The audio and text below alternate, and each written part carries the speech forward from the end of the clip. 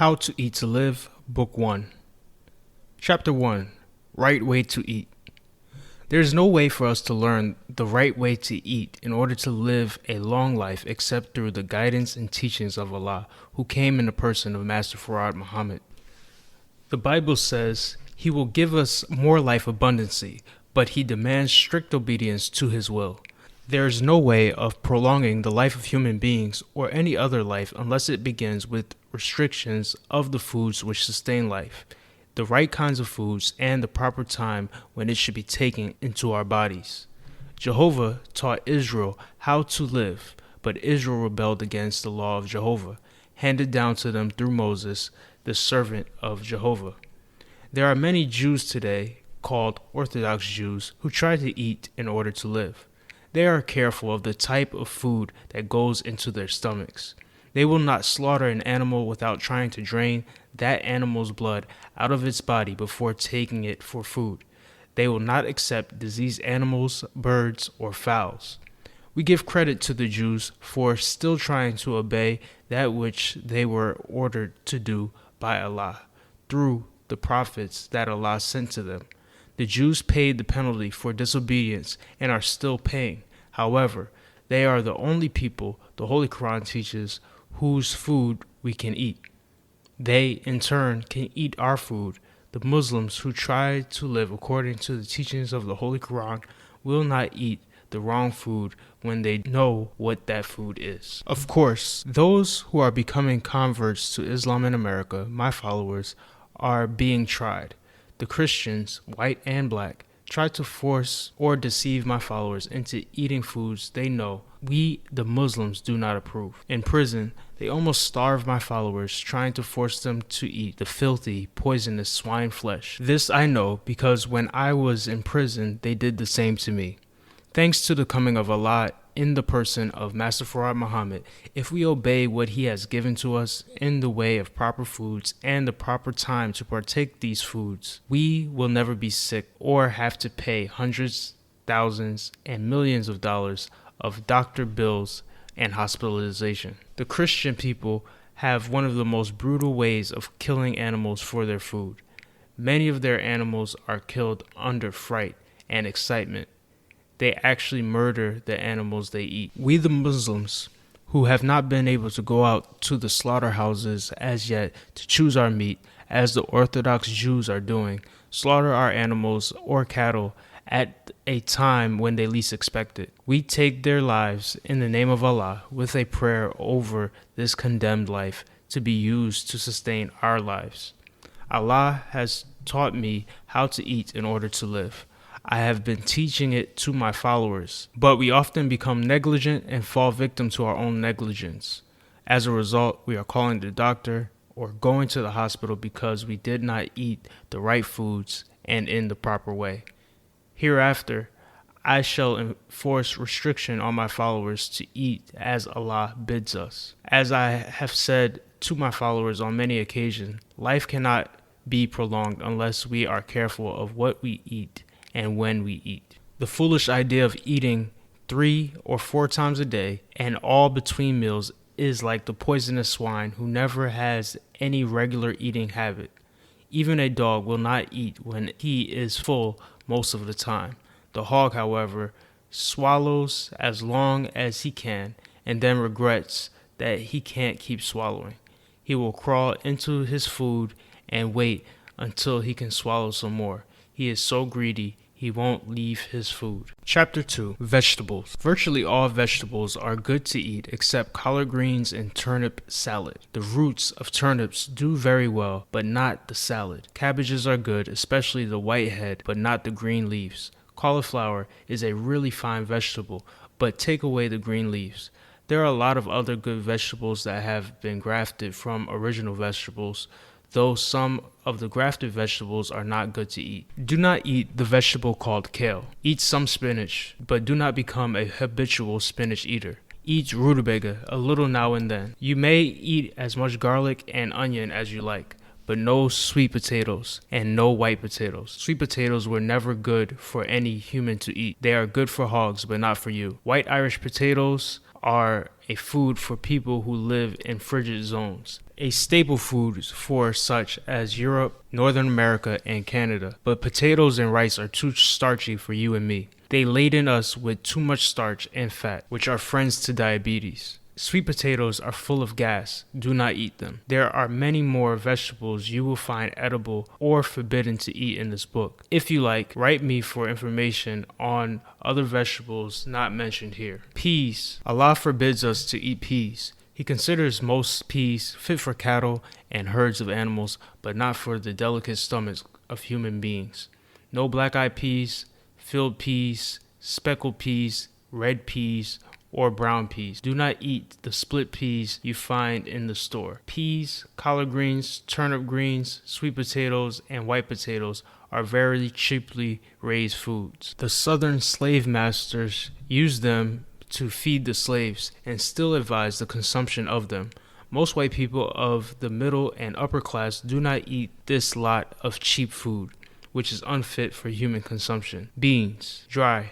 No beans did he advise except the small navy, the small size and not the larger size, the little brown pink ones and the white ones. This bean he valued to be very high in protein, fats, and starches, and it is a safe food for prolonging life. As you will find, most of the Muslims like their bean soup. These beans are dry beans. He said that he could take one of our babies and start him off eating the dry, small navy bean soup and make that child live 240 years. He described no other bean. This dry bean, or pulse, is of ancient origin. It was this bean, according to certain historians, that Daniel preferred for himself and his followers in the prison of Nebuchadnezzar. Do not add rice and meats to these beans because they contain proteins, fats, and starches. Fruits. Virtually all fruits are good. We eat apples, oranges, bananas, pears, peaches, tangerines, mangoes, plums,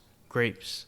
Do not eat processed dried grapes. Eat natural sun-dried grapes, pomegranates, lemons, and grapefruit. Bread. Eat whole bread, but do not eat whole grain. It is too much for the digestive system. Eat wheat, never white flour, which has been robbed of its natural vitamins and proteins, sold separately as cereals. You know as well as I that the white race is a commercializing people, and they do not worry about the lives they jeopardize, so long as the dollar is safe. You might find yourself eating death if you follow them. He flatly forbids us to eat cornbread. The white race and some African people used to live off cornbread because it is cheaply made. This is not good for human consumption because of its potency, which only animals' stomachs are able to digest. Positively, do not eat cornbread. If you must or are forced to eat it, he said to cook it 2 or 3 times. Put it up, sour it with good yeast, dice onions into it, and let it ferment like wheat bread.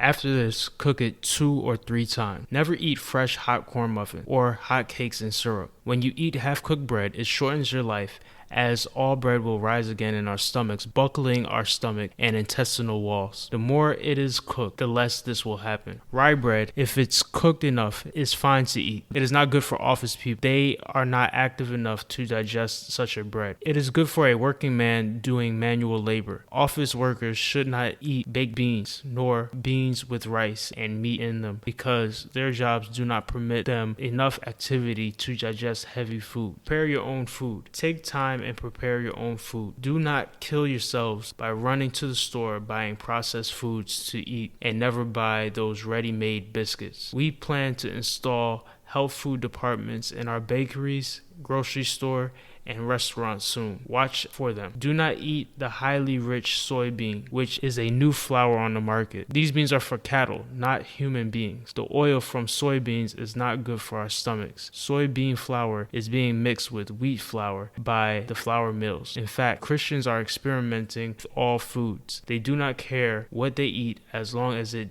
does not kill them instantly. Beware. For good health, we should raise and prepare our own food. As I said in this book, the white race is a commercializing race by nature. It is the almighty dollar they are after, not long life. Remember, Cook your bread thoroughly. Make thin rolls so that you can cook them well. The rolls should be sliced, and those slices of bread should be toasted through and through before they are eaten. There is no such thing as being too stale. Actually, stale bread is better for your digestive system. Positively eat no nuts. The eating regulations in this book are a must with my followers. Begin at once. Eat only one meal a day regardless of the work you are doing. Do not put lard into your bread. Use vegetable oil, corn oil, pure butter, olive oil, or whatever good vegetable oil you choose. Keep any hog or swine out of your foods. Do not eat fried or hard-baked foods if you can avoid them. When it comes to meats, no fried chicken or steaks, nothing fried. Fried foods are hard on the digestive system and will cut your life short. Chapter 3. Food God Suggests. What food does Allah God suggest? He suggests the food that is good for us and does not make us ill. Food that is for human consumption and not for animals.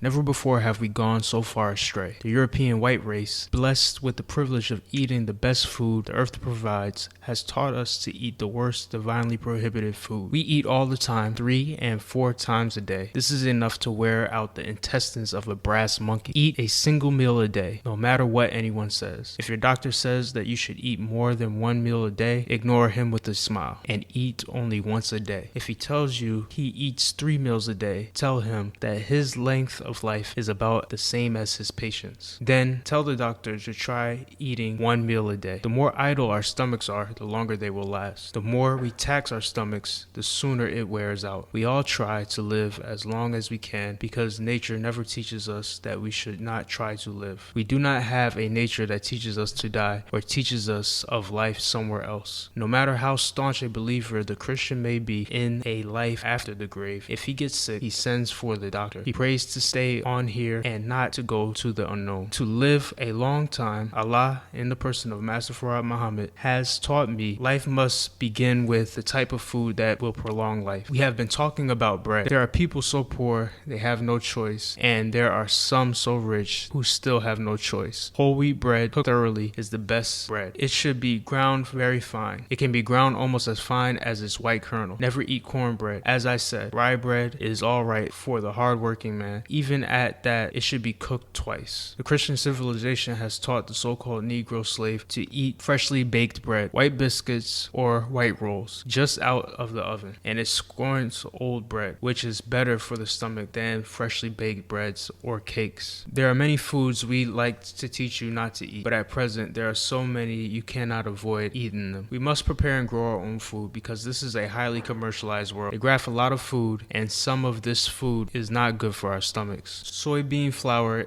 is very rich and not good for our stomachs. Our stomachs are too delicate for soybean flour. Therefore, leave those beans alone. The animals, especially cattle and hogs, love them. Grind them up and they will eat them. They are very high in protein. The lima bean is another large bean advertised by the devil for you to eat, which will almost burst the lining of the stomach and the intestines of a Texas bull. They said that one is good for the nigger. Do not eat the smaller ones either. The ones they call baby lima beans, baby belly bursters. Pastries and cakes, the kind made with crust of white flour and sweetened with white sugar, so sweet you can still taste them the next day, are not good for our stomachs. All this hastens you to the graveyard sooner than you would like to go. We should eat fruit and fruit pies. I love that little blackberry pie, huckleberry, as we call it in the South, but do not make it with white sugar or crust of white flour. Use brown sugar and whole wheat flour for your pie and cobbler crust. Apples are better when eaten raw than when made into pies. This goes for pears, peaches, and bananas. All fruit is better for you raw than cooked. When fruit is raw, you get the benefit of its natural vitamins. If possible, never eat cooked fruit. If you must eat meat, always eat the cleanest, such as healthy and tuberculosis-free beef. Lamb is the best. Most beef is too coarse for our stomach. The lamb is a much finer grind meat. Eat small young pigeons, squabs, which have never flown from their nest. Do not eat any bird that has been free to fly around and look for its own food. This is the teaching of Allah to me. Chickens are not fit to eat. You have to nurse them so carefully to keep them away from filth. If you would like to find good food, such as lamb, beef, or even chicken, if you are a Muslim, buy it from the strictly Orthodox Jew. Be certain that it is an Orthodox kosher market because some Jews eat the pig. Orthodox Jews are excellent in protecting their health, even spiritually trying to do and eat like their prophet prophet Moses, taught them through the divine teachings of Allah. If you respect yourself as Muslims, the spiritual Orthodox Jew will respect you. Of course, no one will respect you unless you respect yourself. Do not buy the Christians' ready prepared ground meats or any ready ground meat. Buy the quality meats that you like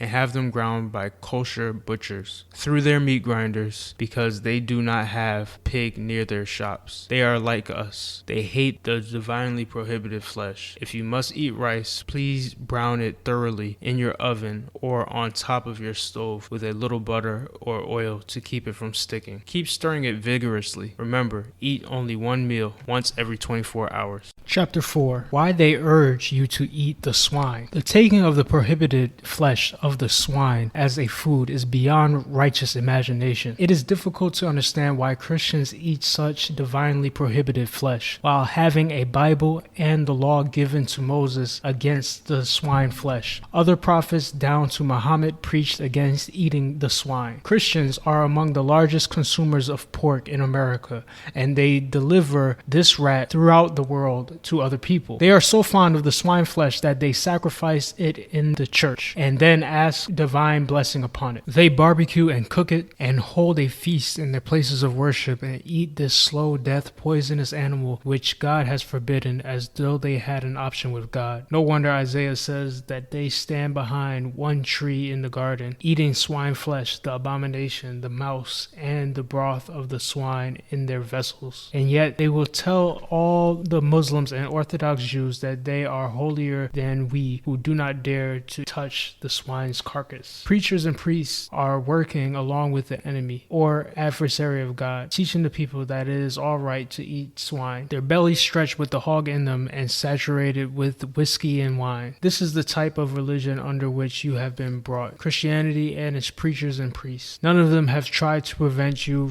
from breaking the divine law by teaching you the consequences of such an act. Allah taught me that this grafted animal was made for medical purposes, not for a food for the people. That this animal destroys the beautiful appearance of its eaters. It takes away the shyness of those who eat this brazen flesh. Nature did not give the hog anything like shyness. Take a look at their immoral dress and actions, their worship of filthy songs and dances that an uncivilized animal or savage human being of the jungle cannot even imitate. Yet average black people who want to be loved by their enemies, regardless of what God thinks of them, have gone to the extreme in trying to imitate the children of their slave masters in all their wickedness, filthiness, and evil. The Arabic meaning of hog or swine, according to the Arab Muslim, is khanzir. Khan, he says, means I see. Zir means foul. This is the meaning of the English word swine, khanzir, or I see the animal foul. And very foul is the best explanation that I have heard to cover the very nature and characteristics of this animal. He is the foulest animal. He lives off nothing but filth. The only way you can get him to live and eat better food is to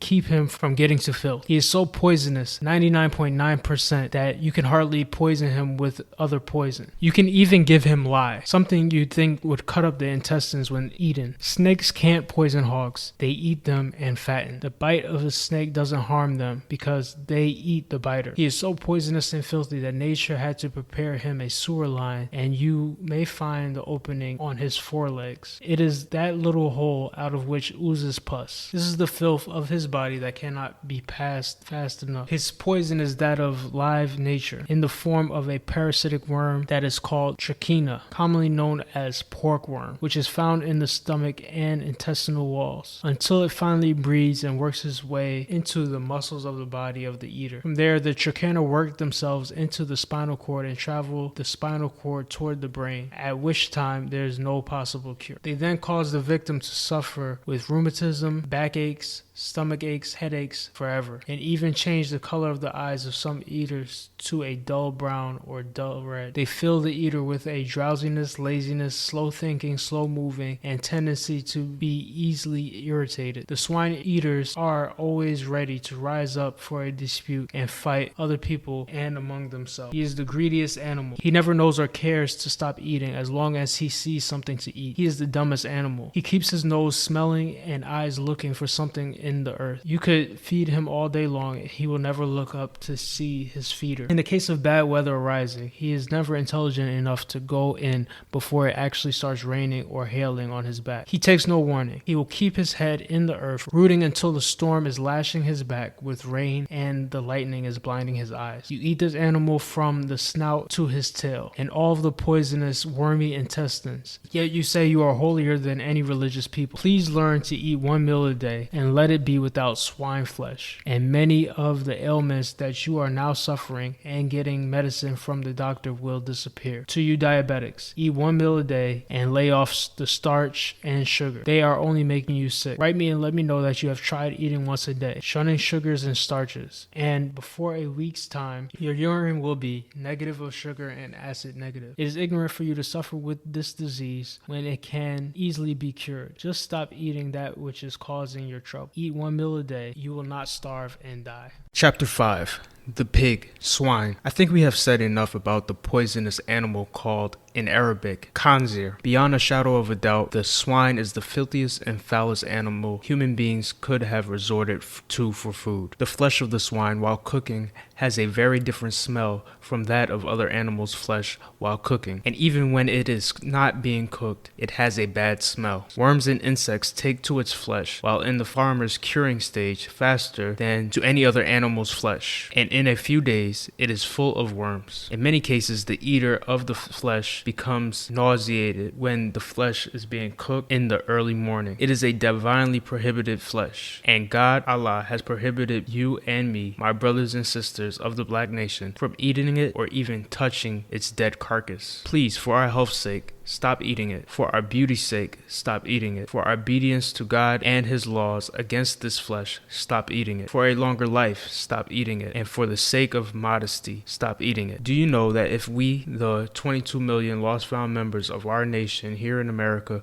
would stop eating this pig, his poisoned swine flesh, it would mean a greater economic saving to us. And I do not think the government would be so eager to eat it themselves if we would obey this divine law against this divinely prohibited flesh. There is an old foolish answer our people have given to such advice. The white folks eat it, and my grandparents ate it, and they lived to be 75 and 80 years old. If Noah and Methuselah had heard you boasting that your parents lived only 75 or 80 years eating poison, they would have considered your parents as never having grown up to become adults. According to their good way of eating the best food about twice a week, living nearly 1,000 of our present calendar years, which consist of 365 days. God does not punish us for the crime of disobedience to His laws when we are ignorant of His laws. But after knowledge of His laws, He is justified in punishing us by setting the full penalty according to the disobedience. As I have previously said in this book, most vegetables that are sold on the public market are good to eat, with the exception of those Allah prohibits, such as collard greens and the rough turnip salads. You have plenty of other vegetables to eat, and you have good beans other than lima beans, filled butter beans called baby lima beans, and black-eyed peas, filled peas we call them. Chapter 6. Fasting. Fasting is a greater cure of our ills, both mental and physical, than all of the drugs of the earth combined into one bottle or a billion bottles. Allah, God, in the person of Master Farad Muhammad, has taught me that fasting with the right kind of food is the cure for our ills. He has said to me that there is no cure in drugs and medicine, and this the world is now learning. We can take medicine all our lives until it kills us, yet we are still ailing with the same old diseases. The bad foods and drinks that we are putting into our bodies keep us victim to illness. There are very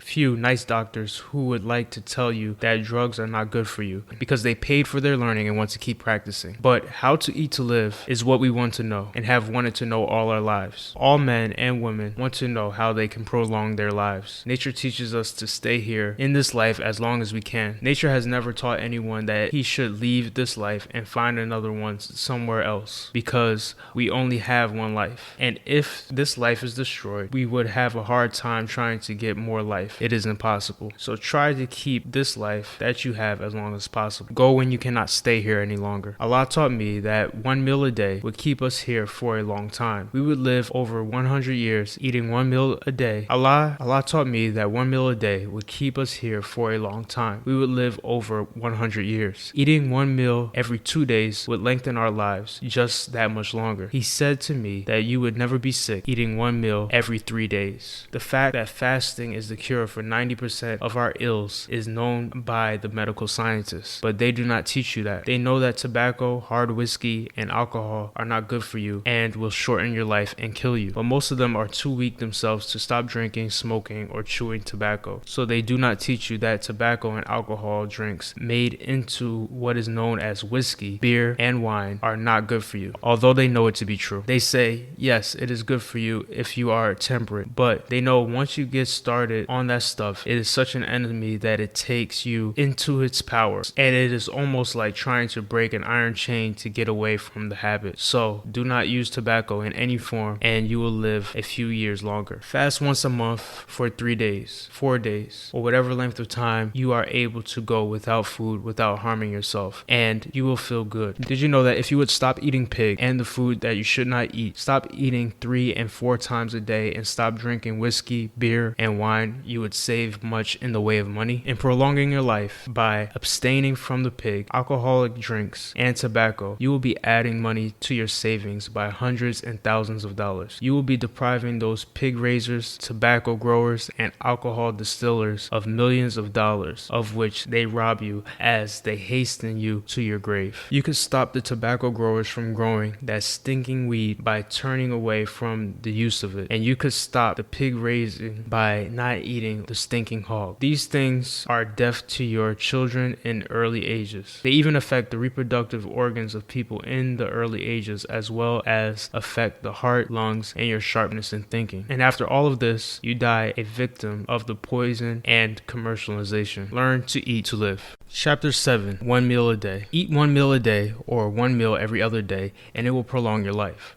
Do not think that you will starve. On the contrary, you will be treating yourself to life, and a life filled with sickless days. You can hardly get sick eating this way. I know, because I have this experience. If you eat the proper food, which I have given to you from Allah in the person of Master Farad Muhammad, to whom praise is due forever, in this book, you will hardly ever have a headache. In eating once a day, or once every other day, you must not eat between meals, and you should try to eat at the same hour tomorrow as you eat today. Do not change your meal hours if you can help it. That causes your stomach to react to various hours of the day for a meal and will set up gas on the stomach. Do not even drink juices, milk, or soft drinks between meals. And do not eat candies or fruits between meals. You are welcome to drink water, but I know you will not want too much water between meals since your stomach will not call for it. You may drink coffee between meals, but do not fill your cup with half sugar and half cream and pour coffee on top of that. Smile. This that I am trying to teach you is the way that He, Almighty Allah, has taught me for you. I have given to you in this book the type of food that you should eat as Allah has given it to me. Again, I say, many vegetables are good to eat, also many fruits. But the vegetables you have been warned against eating, such as collard greens, turnip salads, black-eyed peas, filled peas, lima beans, butter beans, and soybeans, should not be eaten. Be sure that you do not eat the large-sized navy bean, eat the small-sized navy bean. Surely, sugar diabetes can be controlled and driven out with your abstinence from eating sugar and starchy foods. And with your corrected way of eating once a day or once every other day, if started in time, you will become negative of sugar in your blood. If you are a victim of sugar diabetes, you should not eat white or sweet potatoes. And if you are not a victim of diabetes, you should not eat too much of any starchy foods, such as potatoes, and positively no sweet potatoes. You should be careful eating this type of food. Chapter 8. Beware of starchy foods and sweet. God Allah has taught me and many others that we should never eat more than 1 meal a day. That will most certainly heal you of many complaints. Since the American citizens eat more meat, sugar, and starchy foods than they should, there is almost an epidemic of too much sugar accumulating in and out the blood. Eating 1 meal a day, which does not include too much sugar, will keep you healthy, both physically and mentally. If you are a Muslim believer in Allah, the religion of peace, Islam, eating one meal a day, which does not include too much sugar, will keep you healthy,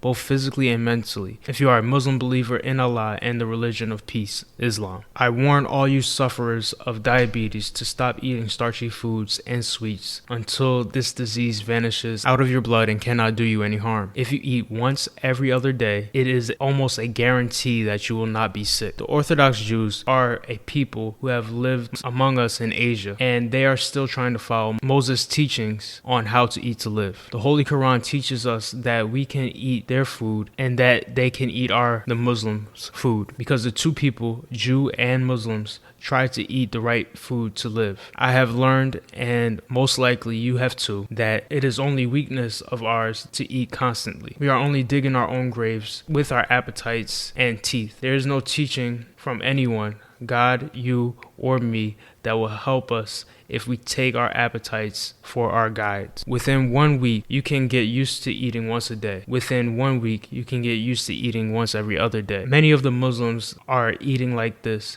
and you can eat this way too. Our stomachs are just the way we train them to be. Get away from those fattening sweet pies 2 or 3 times a day. Do not eat those white potatoes at every meal. They are full of starch. Do not eat fresh bread, and you should never eat white bread because it is the worst bread you can eat and it will shorten your life. In fact, you should not eat too much fattening food. You are not going to get weak. Eat plenty of vegetables and fruit. Eat meat. Eat meat? If so, eat clean, fresh meat, whether it is beef, lamb, or chicken. Do not eat too much of it. Change sometimes, and have fish for your meal. Many of our people like to eat young pigeons, squabs, but usually they are a little too expensive. Do not eat too much of anything, good or bad food, and do not eat but once a day. You will soon tell me how much better you feel. Do not smoke or use tobacco in any form or way, and do not eat the pig even if you have to starve to death. Chapter 9. How Allah's Way Prolongs Life. Many are advertising what to eat and what medicines to take to make you eat or stop you from eating. Many books are written and sold on good and bad foods, as well as on reducing the weight and on how to increase the weight, introducing the many chemicals used to bring about the desired result. But Allah, in the person of Master Farad Muhammad, to whom praises are due forever, has given us a better and safer way to do these things. His way will prolong our lives and do away with our sickness, and that way is eating 1 meal a day, or if we are able and do not have too much physical work to do, eating 1 meal every 2 days. This alone will prolong your life. You will not be sick often if you eat 1 meal a day and eat the proper food. Proper food is that food which is not poisonous. The slave masters taught us to eat the rough foods such as field peas, and today, being accustomed to eating them, we still eat them along with sweet potatoes, which are not good for anyone but hogs, and white potatoes, which, since they are so starchy and fattening, are not good for anyone unless they are in a zone where they cannot secure better food. We cannot live a long time if we laden our bodies with fats to burden our hearts and pumping blood through all this fat. It shortens the time our heart beats, and the fat person is in many instances more likely to attract sickness and disease. Why are we healthier and our lives prolonged by eating as God has taught, as in the person of Master Farad Muhammad, to whom praises due forever? It is because of 1 meal a day or fasting. Eating once a day and fasting gives the body time to rest from the previous meal and to absorb it properly and distribute it where the body is calling for it. Some of us eat so often and so much of the time that it actually has the tendency to make us small and skinny because we never allow time for the previous meals to digest and distribute the vitamins and proteins into proper places throughout the bloodstream. Rest given to the digestive system of our bodies is the thing that prolongs our lives. In this period of rest, 24 hours, poisons that we ate in the previous meal are not capable of doing us any harm when it is minor food poison, for the idleness of the stomach destroys this poison that would upset us or shorten our lives to a great extent. Therefore, we live a longer life if we eat correctly and do not eat 3 meals a day. Only 1 meal a day is sufficient for adults, no matter what their occupation may be. Milk and bread, wheat bread alone, will keep us alive indefinitely, and it is the best and most easily digested food. We have plenty of supplements for milk and bread, so eat them, but eat them only once a day. This will reduce your doctor bill almost 90%, and if you eat once every 2 days, you will not have any doctor bills. So do not tell the doctor I told you this. As you know, I contracted bronchial asthma, and I have learned that there are no drugs that the public has access to which actually serve as a cure, but I am doing fine now, and eating once a day and once every other day does not give the mucus time to accumulate and choke the bronchial tubes and tract. All praises are due to Master Farad Muhammad, as it is written of him in the scriptures, that he comes to prolong our lives and to do away with sickness and death. If we live right, he teaches us we will enjoy life for a long, long time. Chapter 10. How to keep food from hurting us. I thank Allah in the person of Master Farad Muhammad, to whom praise is due forever, for bringing us life and light so that we may be able to enjoy life and enjoy life longer than we have previously enjoyed it. Many years to be added to our lives if we only knew how to protect our lives from their enemies. And he, meaning Master Farad Muhammad, said to me, food keeps us here. It is essential that we eat food which gives and maintains life, that some food destroys life. Therefore, to keep this food from destroying our lives, we must protect our lives as well as we possibly can from the destruction of food. If we eat the proper food and eat at the proper time, the food will keep us living a long, long time. Eating 3 or 4 times a day is to your stomach as dripping water is to stone or iron. The dripping water will eventually wear a stone and iron away. But just look at the water. It does not appear powerful enough in its dripping to wear the stone or iron away. It is the same with food. We continuously put it into our stomachs to be digested, and eventually it will destroy the stomach. If we let our stomachs rest a while and gain strength, they will last longer in doing a job of digesting food for us. Eat 1 meal a day and eat the food that will not harm you so quickly. You do not have to obtain a long, detailed knowledge of what foods you have to eat, because the wrong food has already been pointed out to you. Foods such as pigs, nuts, white flour, meats. Of course, we eat some meats. The wrong kind of peas, the wrong kinds of breads, too many starchy foods, and too many sweets. All of these foods destroy us. Bread should be cooked thoroughly and slowly, and if you have plenty of time, cook the bread 2 or 3 times and then eat it. Meat should also be cooked 2 or 3 times. Eating great meals of highly seasoned and sugar pastries is definitely not good for us. They most surely take years of our lives away. You may eat some sweets, but do not make an entire meal of sweets or eat them every day. Fruit is good for us. We should eat plenty of fruit. To live a long time, eat once every 24 hours or once every 48 hours if you are able to do so. But if you have heavy manual work to do, do not try to eat once every 2 or 3 days. And if you eat once a day, you should fast every month for 2 or 3 days. By doing that, there will be no poison left in the body at the end of the year to make you sick even 1 hour. I would like you who try to live and eat just as this book teaches you to please send me a letter telling me of the result that you have gained from eating as I have instructed you in this book. I repeatedly teach you that the way Allah, in the person of Master Farad Muhammad, has taught us to eat will do away with many doctor bills and do away with much maiming of the limbs caused by certain diseases. Sugar diabetes can be controlled and cured if you only eat correctly. Stay off sugar and starchy foods and leave those old white potatoes alone. Do not eat spaghetti and macaroni at every meal. If you are overweight, do not eat it at any meal. And if you want to live a long time, do not eat it at any meal. Foods such as spaghetti and macaroni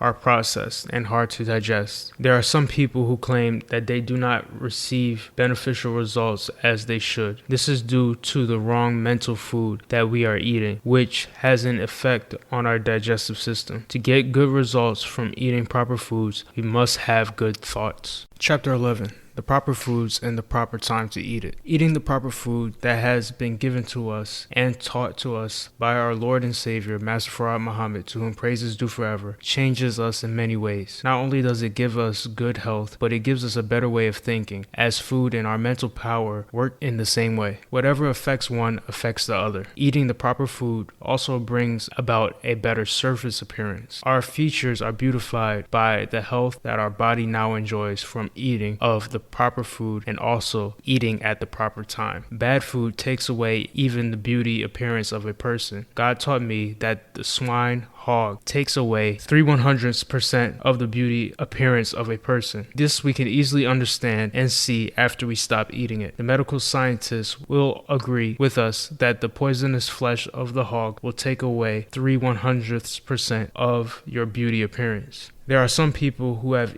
eaten so much of this ugly, poisonous animal, and he is the ugliest and silliest acting animal that you ever looked upon and been around, as well as the filthiest animal that you have ever dealt with, that they actually look like that animal. It is a divinely prohibited flesh. It is a sin for you to eat it. Enemy of God, the devil, teaches you to eat it, and he eats it himself to show you how little respect he has for God's divine law against eating this prohibited flesh. He drinks all intoxicating drinks and offers them to us, and then preaches the same gospel in the church that thou shalt not eat the pig. Thou shalt not drink intoxicating liquor. Thou shalt not rob, steal, murder, commit adultery, gamble, hate, and lie to one another. Yet he is doing that hourly. Everything that God says thou shalt not do, in the 10 commandments given to Moses, they say thou shalt do. It was only a waste of God's time to have given this race of evil people good guidance, because it is just as Jesus said in a parable. The wicked husband who was given overlord of the earth and its people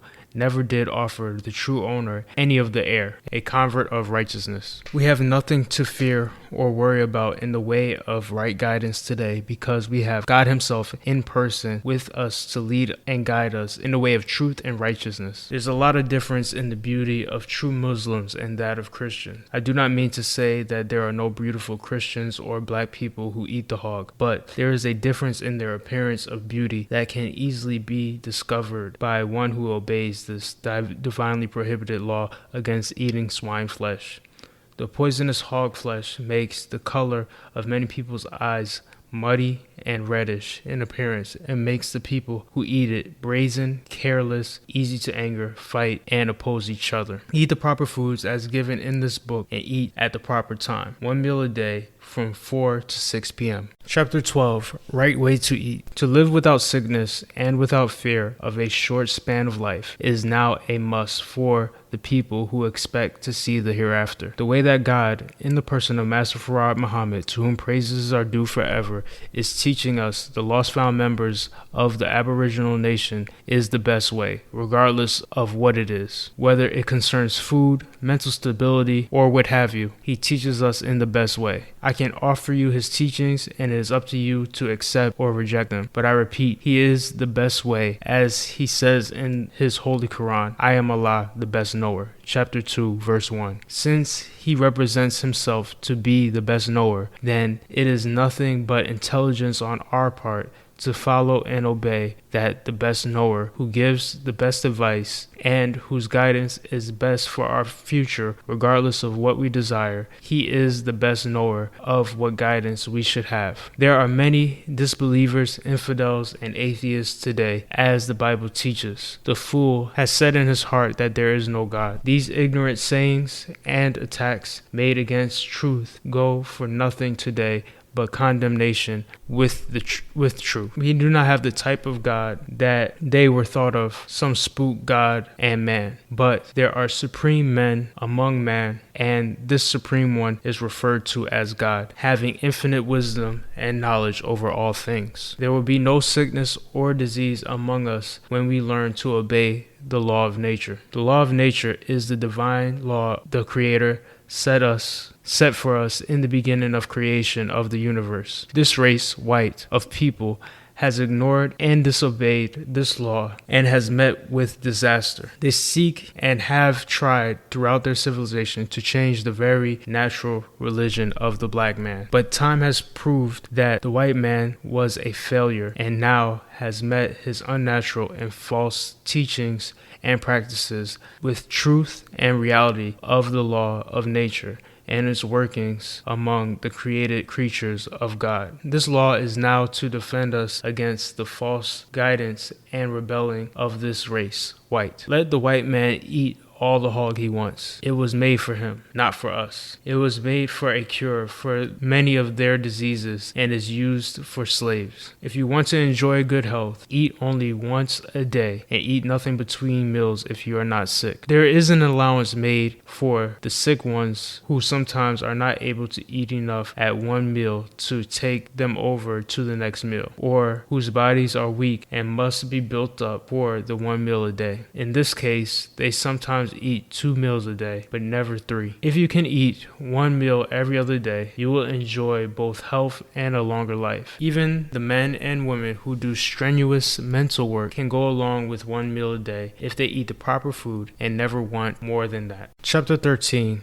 Fruit is digested better when eaten raw. Since being given the knowledge by the all-wise one in the person of Master Farad Muhammad on how to eat to live, we should not confuse ourselves by studying the advice of all the people, doctors, and quacks of the world on what kind of medicine, vegetables, meats, herbs, and fruits we should eat. If we keep getting advice on the above after getting the correct advice, we will never enjoy good health. All will be confusion. As I mentioned earlier, nearly all vegetables are good to eat that have been classified by the scientists who have studied the poisons that the vegetables contain as well as the non-poisons they contain. We do not need to eat everything just because the Bible in Genesis said to Adam, who represents the white race, could eat nearly all of the herbs of the earth that are not poisonous. Our scientists teach us of that which is poisonous and of that which is not poisonous. If we are travelers and are stranded, we eat whatever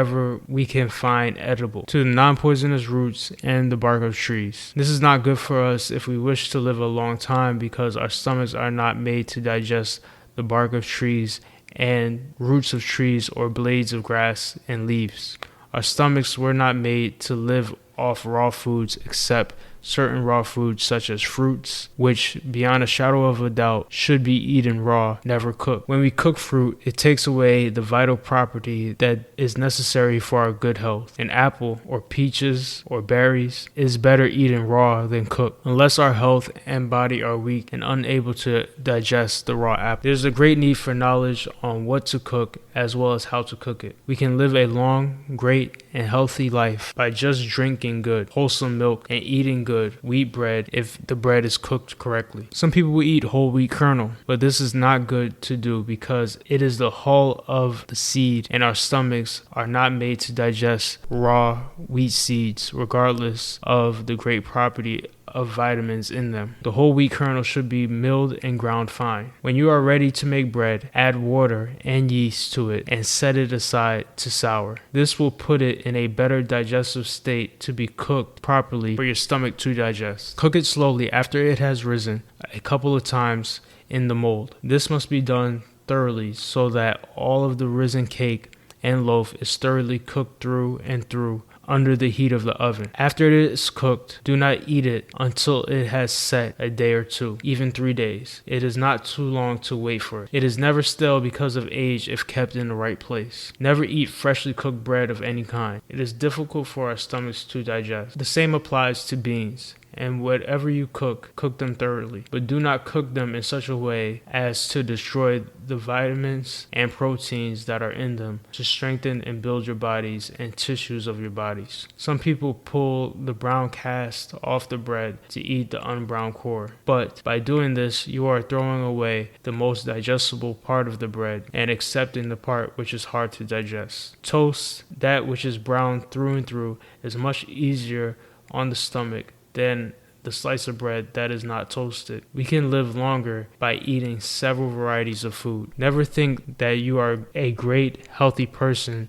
just because you eat a lot of meat, white bread, cornbread, sweet pastry, or a lot of peas and beans. You are only taking a quick trip to the cemetery. Chapter 14.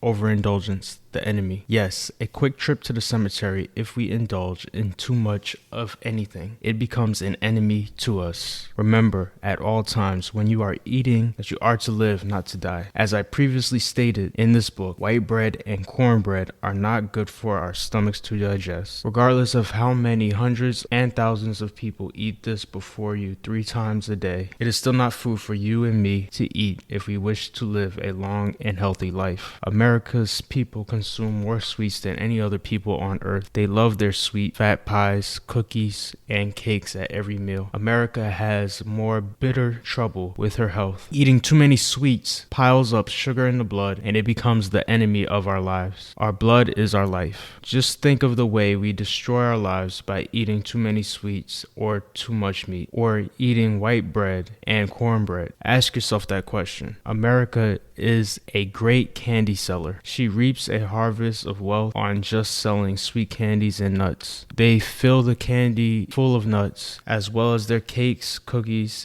and other pastries. The only thing with stomach enough to digest nuts is an animal. Birds love nuts, and they have what it takes to digest them. Nature made them that way. Just as horses can digest corn and anything else in their line of foods, birds, squirrels, hogs, coons, rabbits, and worms can digest nuts. They can eat nuts and digest them, and they will not wear out their stomachs like yours will wear out trying to digest them. A dog's stomach and his digestive juices are like any carnivorous eating animals. He can digest a rare steak. In fact, he can digest it soon as he kills the animal. You do not have to cook their food. They do not like it cooked. They like their meat raw. That is the way that nature made them, to take it raw. People, like the white people who love dogs and other animals, change their way of eating so that it is against the very nature in which they were created to eat. You cannot make him a member of your family by seating him at the table to eat good cooked food. He will live off it, but it is not the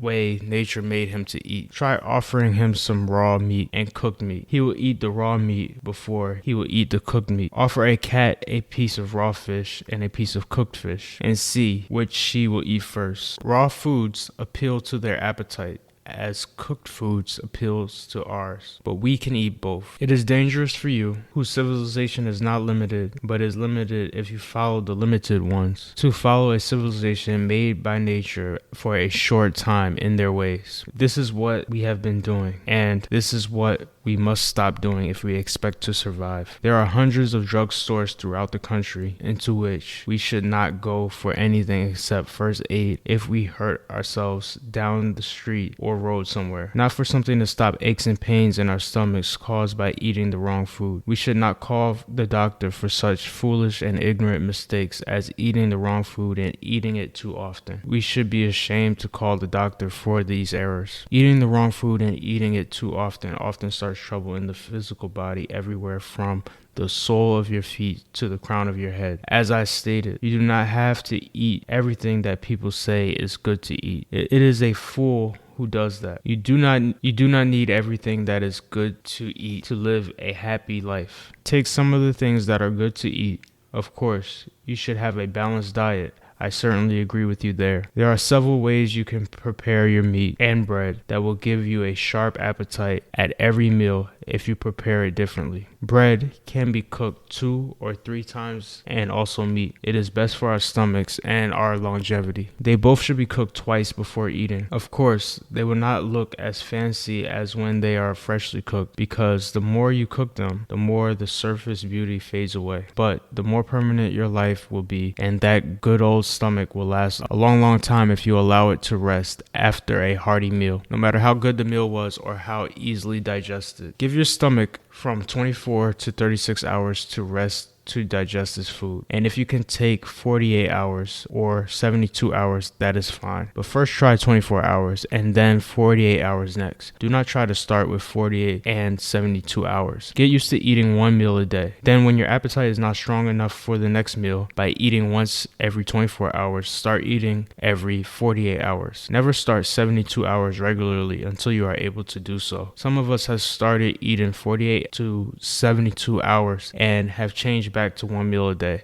This is not good to do. Fast 72 hours every now and then while you are eating once every day. If you want to, once a month or once every 2 or 3 months. Never eat more than 1 meal a day unless you are sick and unable to eat the proper food due to the weakness of the body to carry you over 24 hours. Chapter 15. Our big problem is eating too much and too often. I repeat, The main thing in How to Eat to Live is to eat only once a day or once every other day. This will take care of everything. You cannot go all over the earth trying to eat everything that people say is good to eat. But give what you do eat time to get out the way for the next meal and the effect that it probably will cause. Brothers and sisters, let your stomachs rest. Stop trying to eat 3 meals a day and all in between. This is enough to kill chickens and hogs. Anyone who eats all the time has a very short life. Our greatest trouble when it comes to sickness is due to staying at the table, eating too much and too often. You have no regularity about your eating at all. Eat anytime, they will tell you. One of the gravest wrongs you could do is to eat when you do not want to. They say behind that, eat before you get hungry, which is one of the silliest things of all. If your stomachs are not asking you for food, please, brothers and sisters, do not put any in. The stomach will let you know. Wait until you are really hungry. Do not act like a pig and want food every time you see it. Nature did not make the hog and bird with any regularity in eating. Although hogs stop eating when they get enough, the foolish pig will never stop eating until he is sick and is about ready to drop dead. The horse will stop eating and the house cat will stop eating when it has enough, but people will not. It is just as the old saying goes, we dig our own graves with our teeth. We drive many impurities out of our bloodstream if we do not fill our stomachs with food 2 or 3 times a day. Some Christians never fast until their doctor tells them to do so. They know nothing about stopping their eating for even 1 day, let alone over 3 or 4 days. The majority of them are afraid to miss even a single meal. They think they will be sick from missing a meal. This is very ignorant. A dog will stop eating if he gets sick, but not some people. The doctors have to force them to stop eating so their medicines can give good results. Your main trouble is eating too often and eating the wrong kinds of foods. Time and again, I have warned you against eating that rotten, stinking pig with millions of worms in its flesh. He is the ugliest and most stinking animal. Even his house and everything about him stinks. If you cook him, he stinks. With his ugly, muddy, reddish eyes, his ugly mouth, and his ugly ears, he is just ugly. He is the silliest and most brazen animal. The devil certainly did 100% job in turning the people against everything that God said, thou shalt not do. He has made the words say in works, I shall do.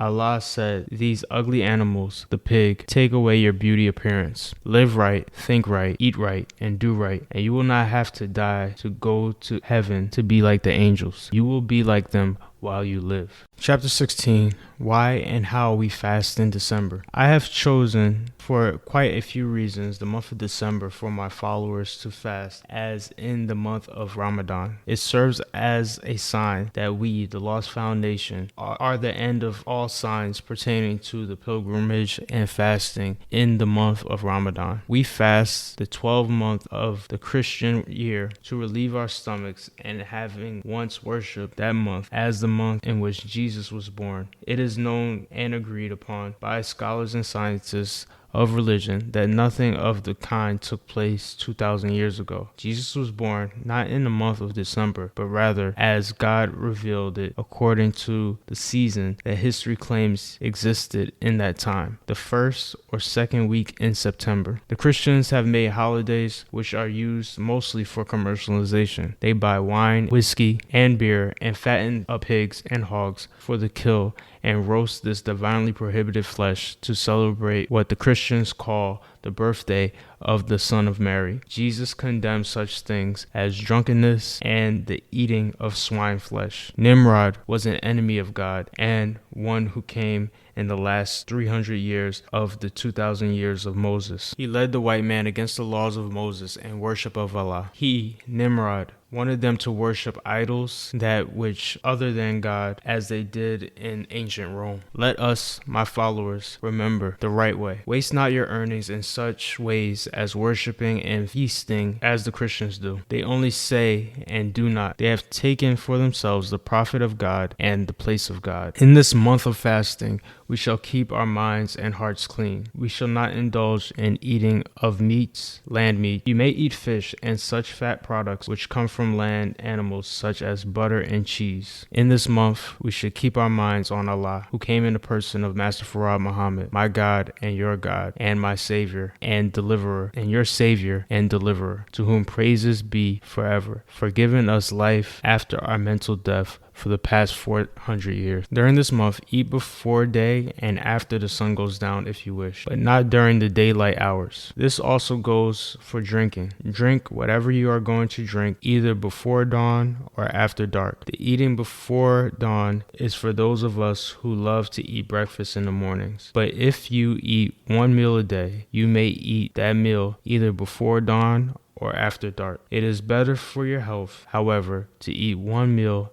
after dark. Keep up prayer, and let us all be grateful to Allah for his coming in the person of Master Farad Muhammad through the month of December and every month. And during this month, there will be no quarreling or disputing in our homes or abroad. Chapter 17, The Food and Its Eater. Neither I nor you can thank Almighty God Allah in the person of Master Farad Muhammad enough for going after the very mainspring of life, that which everyone loves to keep as long as he possibly can. Even animals, beasts, insects, fowls of the air, and fish of the sea want to keep their lives. And I do not care how good a Christian you are, or how much you would love to see Jesus, or how much you would like to go to heaven to see Jesus and sit down beside him. As Christians teach you would do, smile. You never make any preparations to hurry to go out of this life to find another life. The very law of nature tells us to hold on to this life and not let go if we can help it. We only know of this life and not any other. You strong Christians and lovers of life beyond the grave and life somewhere in the skies that you imagine, never prove to anyone that you would like to leave this life for that life by killing yourself or telling the doctor not to come to administer medicine or any aid that he can give you when death is approaching. Whenever death approaches, you want it to go back and let you stay. In view of that, the best thing to do is to try to preserve and keep this life that we have and know as long as we can, and go when we cannot stay here. Only way we can have life, keep life, and prolong life is by what we eat and how often we eat it. This is the way of life. The Bible teaches us that God will prolong the lives of the righteous, but there is no God who can prolong our lives without checking on what we eat and how often we eat it. We must not be confused, I repeat, with the various advice offered to us from modern day food and medical scientists. If you take their advice and try to eat all different kinds of foods cooked in their many different ways at all different times of the day, and there are many different suggestions on how much you should eat, you will most certainly die. Brothers and sisters, I repeat, it will most certainly kill you, without exception of the Orthodox Jews' food, which is good. According to the history of the white man by Almighty God Allah, in the person of Master Farad Muhammad, to whom praises are due forever, for his life-giving words, teachings, and guidance of us, the lost-found members of the Aboriginal Black nation, the white man began eating meat. They had no stoves and cooking utensils as they had today when they were driven into the confines of the hills and cave sides of Europe. They ate animal food, beast food, and with all of its modern scientific knowledge of how to grow food and receive the best food the earth produces, are still great flesh eaters. They have taught the world of man to eat as they eat. Their medical scientists have learned that meat hastens and destroys the life of man, but they practice eating the very worst meat, the poisonous and filthy swine, wild birds, wild fowl of any kind, and even reptiles, and teach man to eat it. To follow them in everything they eat and drink means that you are absolutely inviting death. Even to seafood, they drag it out of their nests, the very scavengers of the water, and advise you to eat it because they eat it. We must remember that this race is conscious that they are not to live on this earth for very long. Therefore, eating poisonous food and drink and eating 3 and 4 times a day will take you along with them very fast. This is the secret knowledge of death that they caused us to suffer through foods. The poor, blind, deaf, and dumb, lost-found so-called Negro will eat and drink anything he sees his white master eat and drink. But I want you to stop doing this ignorant thing and eat the right food that you will find in this book, and eat only once a day. I don't care what kind of work you are doing. Eat only one good meal a day. If your work is light off office work or light housework. You can eat once every other day if you wanted to without any hindrance. Once you get used to it, your stomach will only ask for a meal at the time that you have trained it to eat. In regard to you whom suffer from sugar diabetes, fasting and staying away from sugar and starchy foods is far better than having your limbs cut off your body because your foolish carelessness in eating sweets and starchy foods all times of the day. Cut out that sugar. Do not use any at all. Use honey, but not the whole bottle full at one time. If you have too much sugar in your blood, be careful not to eat any sugar of any kind until you get it out. Some doctors will tell you that you have low sugar, but just tell them that you will have high life in you. Do not eat potatoes, beans, and bread. Eat vegetable. You may eat chicken if raised away from filth. There are poultry raisers who raise chickens in clean places and give them food such as corn, oats, and other little grains that are not harmful to the chicken or to us. They also give them bread and milk. You do not have to fear eating chickens like these, but if you can do without eating any kind of flesh, that is fine. Whole milk that is clear of TB germs is best for us to drink, but if we cannot get whole milk, we can drink the milk that the dairies have, but we should boil it at a certain temperature in order to kill that probable germ. Drink plenty of milk and eat butter instead of so much of this artificial butter made of vegetable fat, and you will have better health. Chapter 18. Food can be life or death. We can shorten and destroy our lives by the way we prepare and cook the food we eat. Allah, in the person of Master Farad Muhammad, to whom praises are due forever, taught me that all of our food, not including fruits, should be cooked until thoroughly done, and it should be seasoned with salt where necessary. The food we eat should not be poisonous food, such as the flesh of swine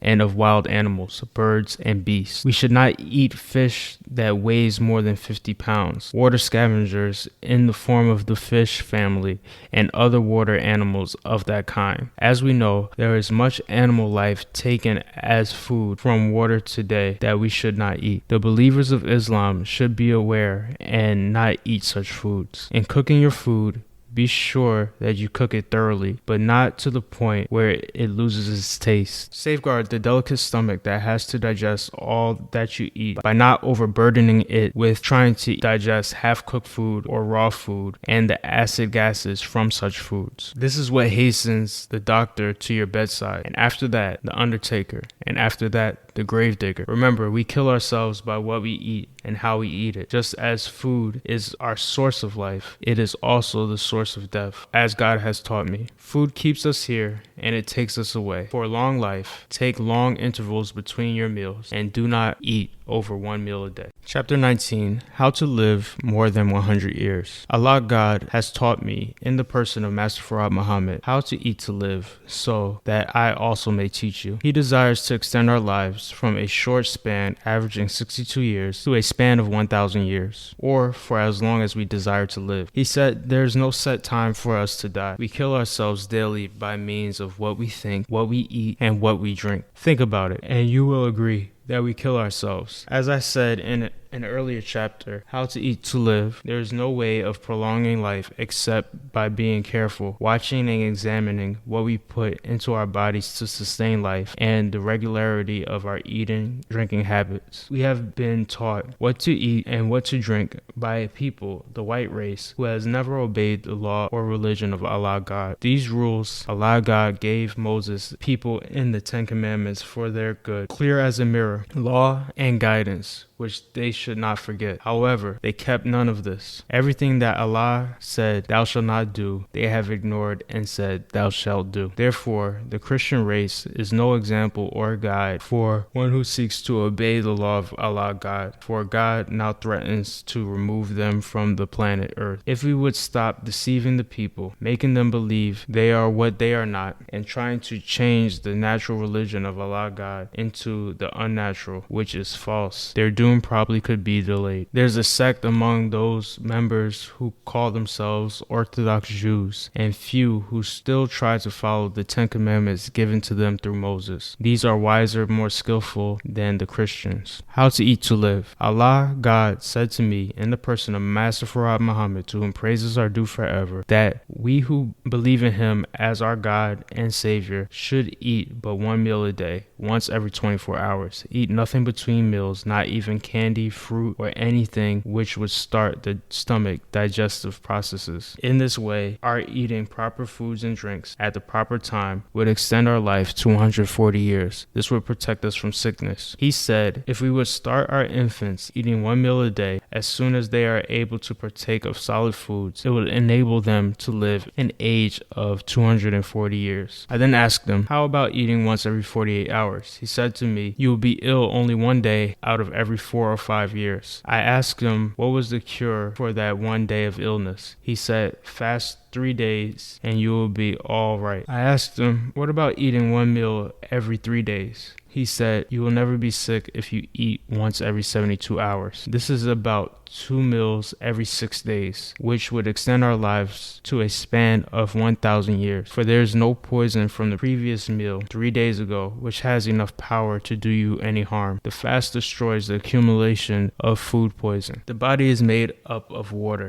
chemicals, stone, metals, vegetation, and air. All that is in the earth is in some form in our bodies, and you have no birth record of the earth. Although there is a record, you probably do not have it. It is a very old earth. It is not, as you have been made to believe, only 6,000 years old. It is more than 6 trillion years old, and it will be here for a long, long time yet. What comes out of it, such as life, cannot live as long as the earth itself, but it can be made to live a very long time if carefully nursed, according to its nature, as you can see, and the scientists teach you. The long life of the California redwood tree, Sequoia sempervirens. There is mention in the Bible of Allah God, a saying that his people's life will be as the tree. There is an oak in Arabia, under which they claim Abraham met God, that is still alive today. Allah God never intended the righteous should be cut short of 100 years on this earth. I have experience in living and eating according to the way he taught me a while,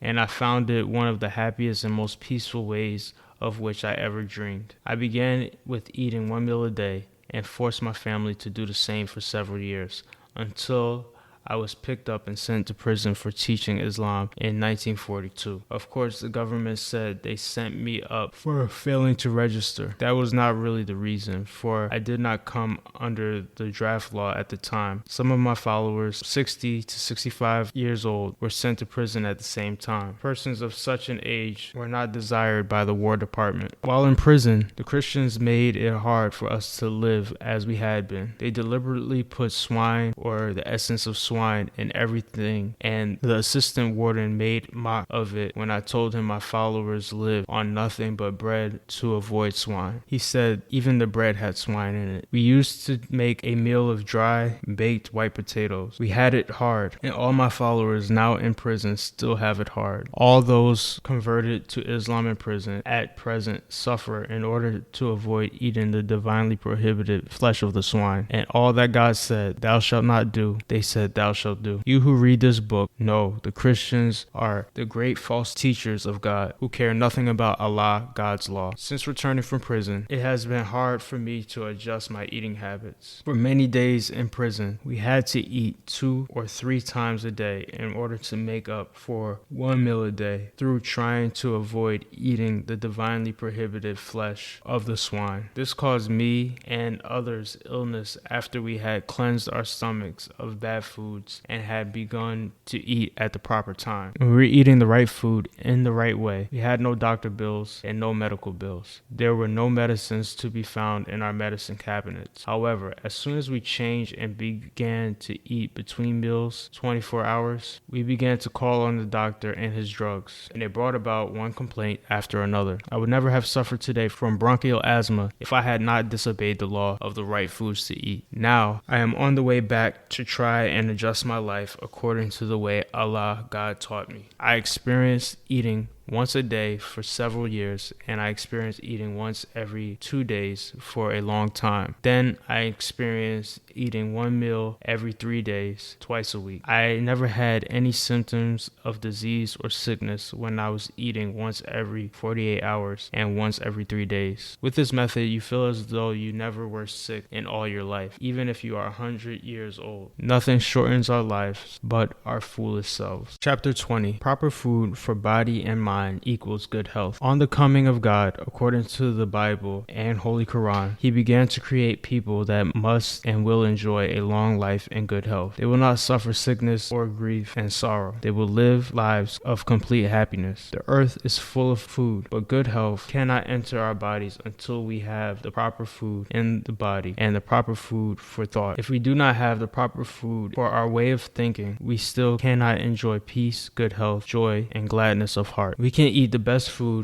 We can take fasts for 9 days or for 20 or 30 days if we want to, and we will still suffer if we do not feed the brain with the right food. These two bodies, the brain and digestive tract, have much in common with one another. Whatever hurts one hurts the other. You must treat both well. The Bible teaches you that God gave the dead more life. He comes to give you more life and an abundance of life. How can he do that for us unless we help ourselves to the assistance he is helping us seek? We must help ourselves in this way to prolong our life. Obey and do all that Allah bids us. Think the way he thinks, the thoughts of good. Seek to be like him, both physically and mentally. As the Holy Quran teaches us, when we have submitted ourselves entirely to the will of God, he then guides us into his path, his way of life. And then we come to enjoy the paradise of life in these words of the Holy Quran. Our soul that is at rest, enter into my garden, into my paradise among servants well pleased and well pleasing. This is what man has sought, the heaven within and the heaven without. If heaven does not begin within, we will never enjoy it on the outside. We do not go to a certain place for heaven. Nearly all of my followers and I are already in heaven, a peace of mind and contentment for the necessities of life, such as food, clothing, shelter, and without the enemy of fear and grief, and with the protection of Almighty God Allah. What more do we want? If we went into another place, we still would not enjoy it more. Oh, certainly, we would be happy to live in a place where there was nothing but people like ourselves, thinking as we think and trying to obey the law of God. But still, within ourselves, we are happy because this evil world does not attract us anymore. We do not desire this kind of life that the wicked live. Our thoughts or minds feast upon the spirit of goodness. Therefore, the spirit of evil cannot find a place among us to dwell. Remember, life is what we make it. Stay away from the hog, the swine, the stinking tobacco weed, the hot, fiery alcohol, wine, beer, drugs, foolishness, ignorance, madness, drunkenness, gambling, murdering, robbery, deceitfulness, lying, mockery, and seeking to take advantage of your brother and your sister, and believe in the presence of God, in the person of Master Farad Muhammad, to whom praise is due forever.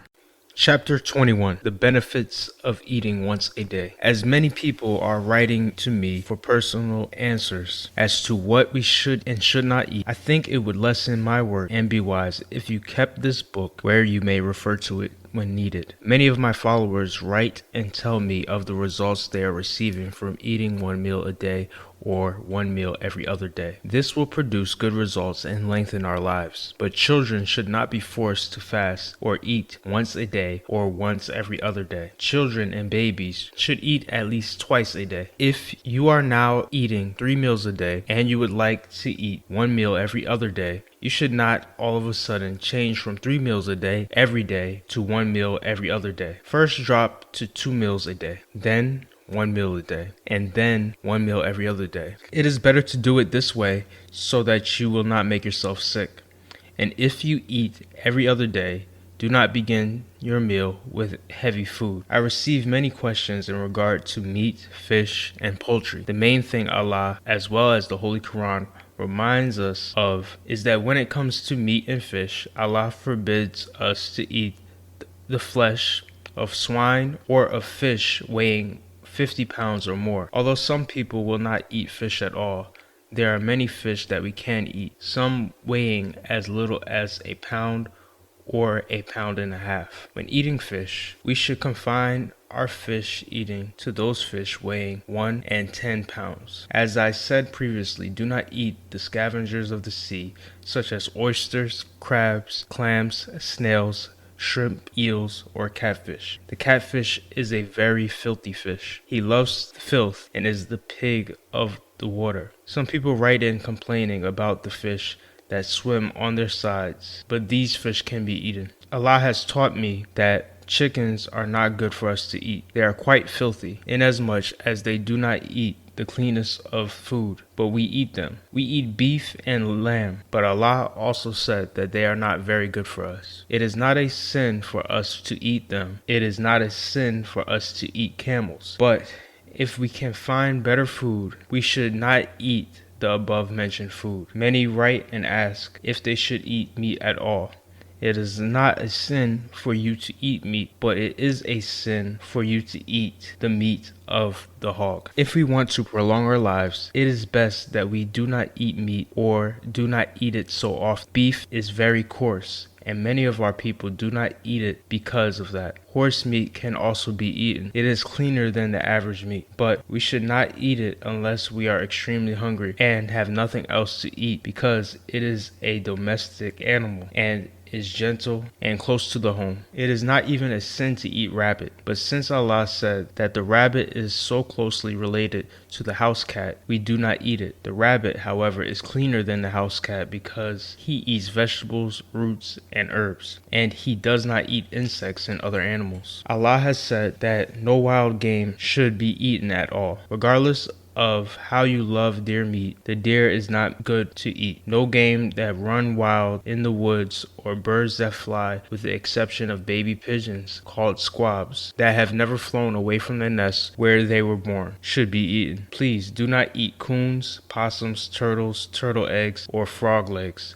None of these are good for us. Chapter 22. A list of foods we must not eat. Do not eat the swine flesh. It is forbidden by the divine law of Allah God. Do not eat field peas, black-eyed peas, speckled peas, red peas, or brown peas. Do not eat lima beans or baby limas. Do not eat any bean but the small navy bean, the little brown pink ones, and the white ones. Do not eat cornbread because it is very hard on the stomach and not easily digested. Eat whole bread, but not the whole grain. The whole grain is too hard to digest. Never eat freshly cooked bread. It rises and buckles in the stomach. Eating freshly cooked bread will shorten your life. Do not eat the rich soybean flour. Neither the flour nor the oil from the soybean is good for our stomach. Do not eat the vegetable kale, nor sweet potatoes and white Irish potato, which are all staple foods for people who live in frigid zones or for people who cannot afford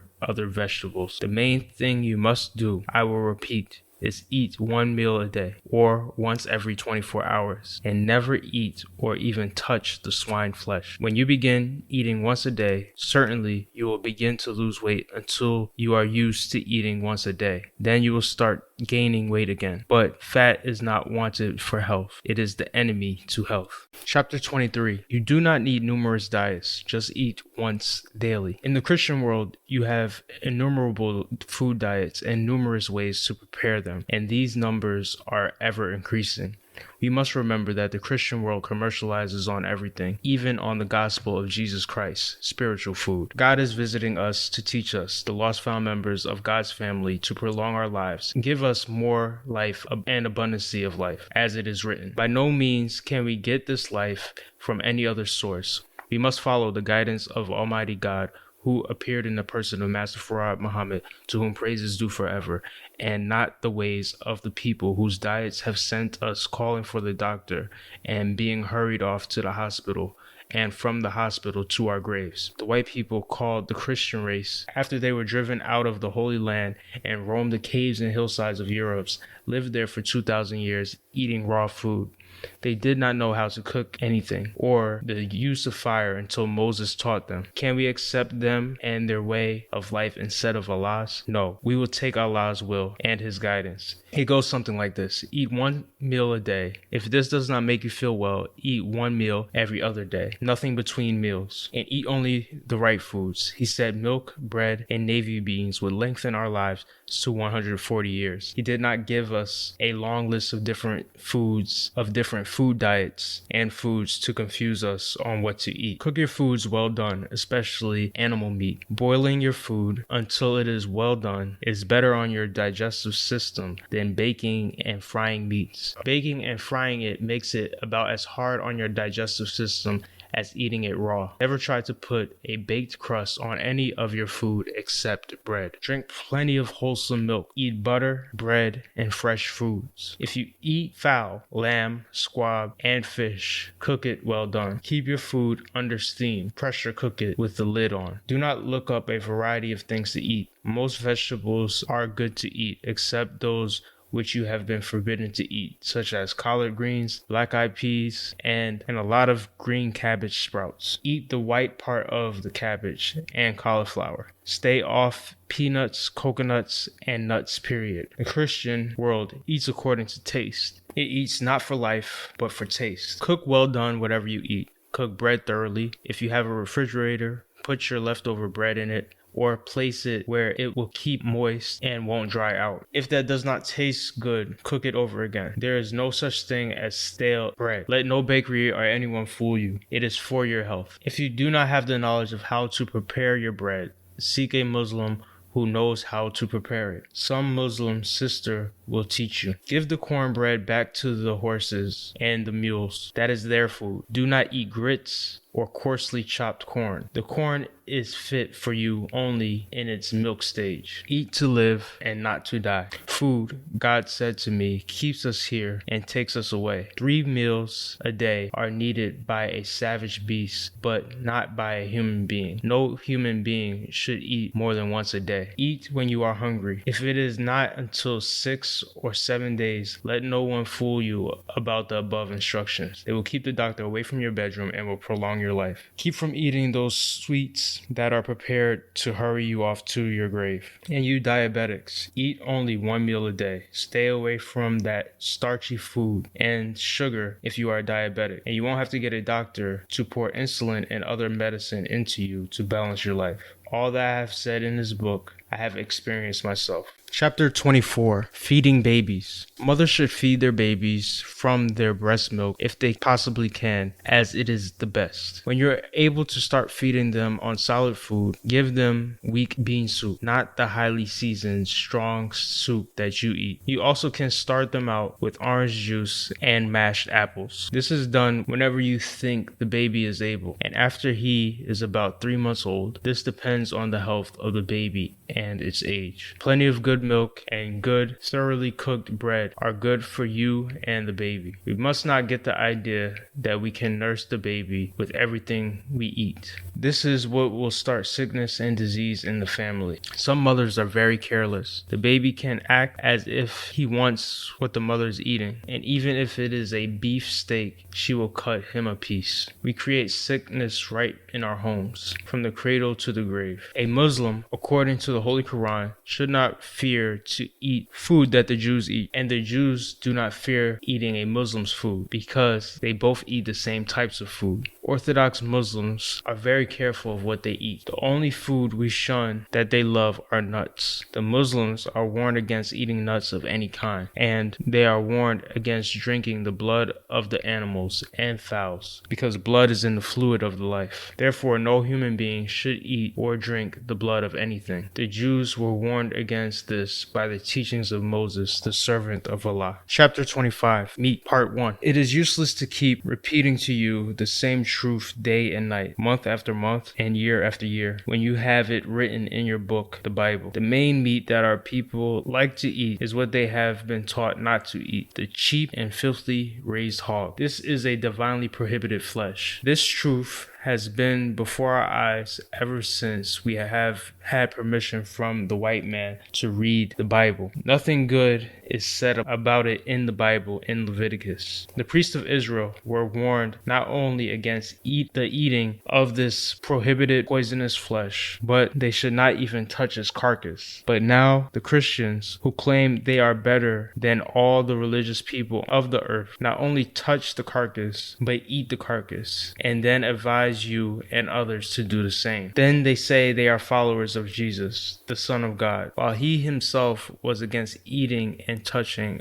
of this hog. You can read a parable concerning this filthy swine. Jesus found a man possessed of evil spirits, and wanting to relieve the man of such evil spirits, he sent the evil spirits, devils, out of the man into the swine. The preachers, representatives of the Son of God, and the priests know this to be true, but they preach that it is all right now to eat swine and still say they are the beloved of Jesus. How could they be when they broke the laws of God by eating the swine? Nowhere in the scriptures does it bid us to break the law that God set up for this prohibited flesh. The Christians laugh at my followers and for me not eating this filthy animal, as though they have an option from God and Jesus to eat it. It is the filthiest, ugliest, and silliest animal in whom nature did not put any shyness. Those who love to relish his flesh have very little shyness, as you can see today in the Christian Americans who love to go half nude and say that they are all right with God. They say this with a stomach full of divinely prohibited flesh, intoxicating drinks, and now on top of that, dope or drugs. Should Americans boast that she is a people following Christ or Jesus? Americans are making a mockery of God and his prophet Jesus. They hate his law of righteousness, health, and decency. The hog is a grafted animal. So says Allah to me. Grafted from rat, cat, and dog. Don't question me. This is what Allah has said. Believe it or let it alone. You have witnessed that the rat is involved with the grafting of the hog in Isaiah 66:17. They that sanctify themselves, self-claiming righteousness of the Christians, and purify themselves in the gardens behind one tree in the midst, eating swine's flesh, and the abomination and the mouse shall be consumed together,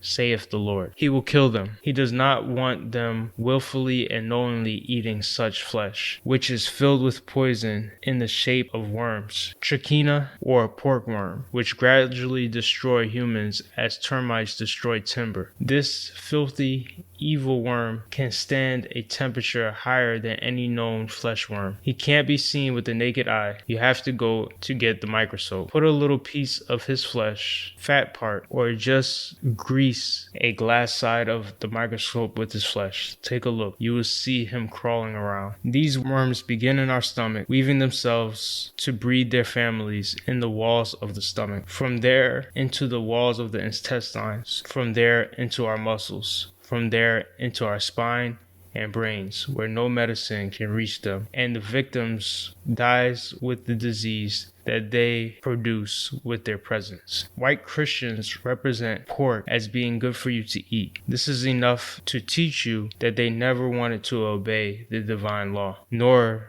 do they want black people to do so. It is one of the most commercialized meats in America and wherever they can sell it. Chapter 26. Know the truth about the flesh of the swine. In an earlier chapter of this book, I told you how Allah taught me about the birth of the swine and that this animal was made only for the whites. Because theirs is a grafted race, they were made weaker physically through the man from whom they came, the black man. Since the body of the grafted is weaker than the original body, it would be easier for them to attract germs than the original man. You should not argue with me about this, because all diseases that trouble us today, from social diseases to cancer, come from the white race, one way or the other. Do not tell me about your 400 or 500 years or 1,000 years. I am referring to this people's entire historical scope, that they have had 6,000 years to mix with and poison our people. Some of you are foolish enough to accept all the blame, but God clears you of it. This refers to those who love the devil so much they would like to dispute God about them. I am only teaching you the truth. Take it or leave it. They are too wise to dispute with the truth. Read the story in the Bible in which Jesus met a man who was possessed with evil spirits. When the evil spirits recognized Jesus to be from God, knowing they would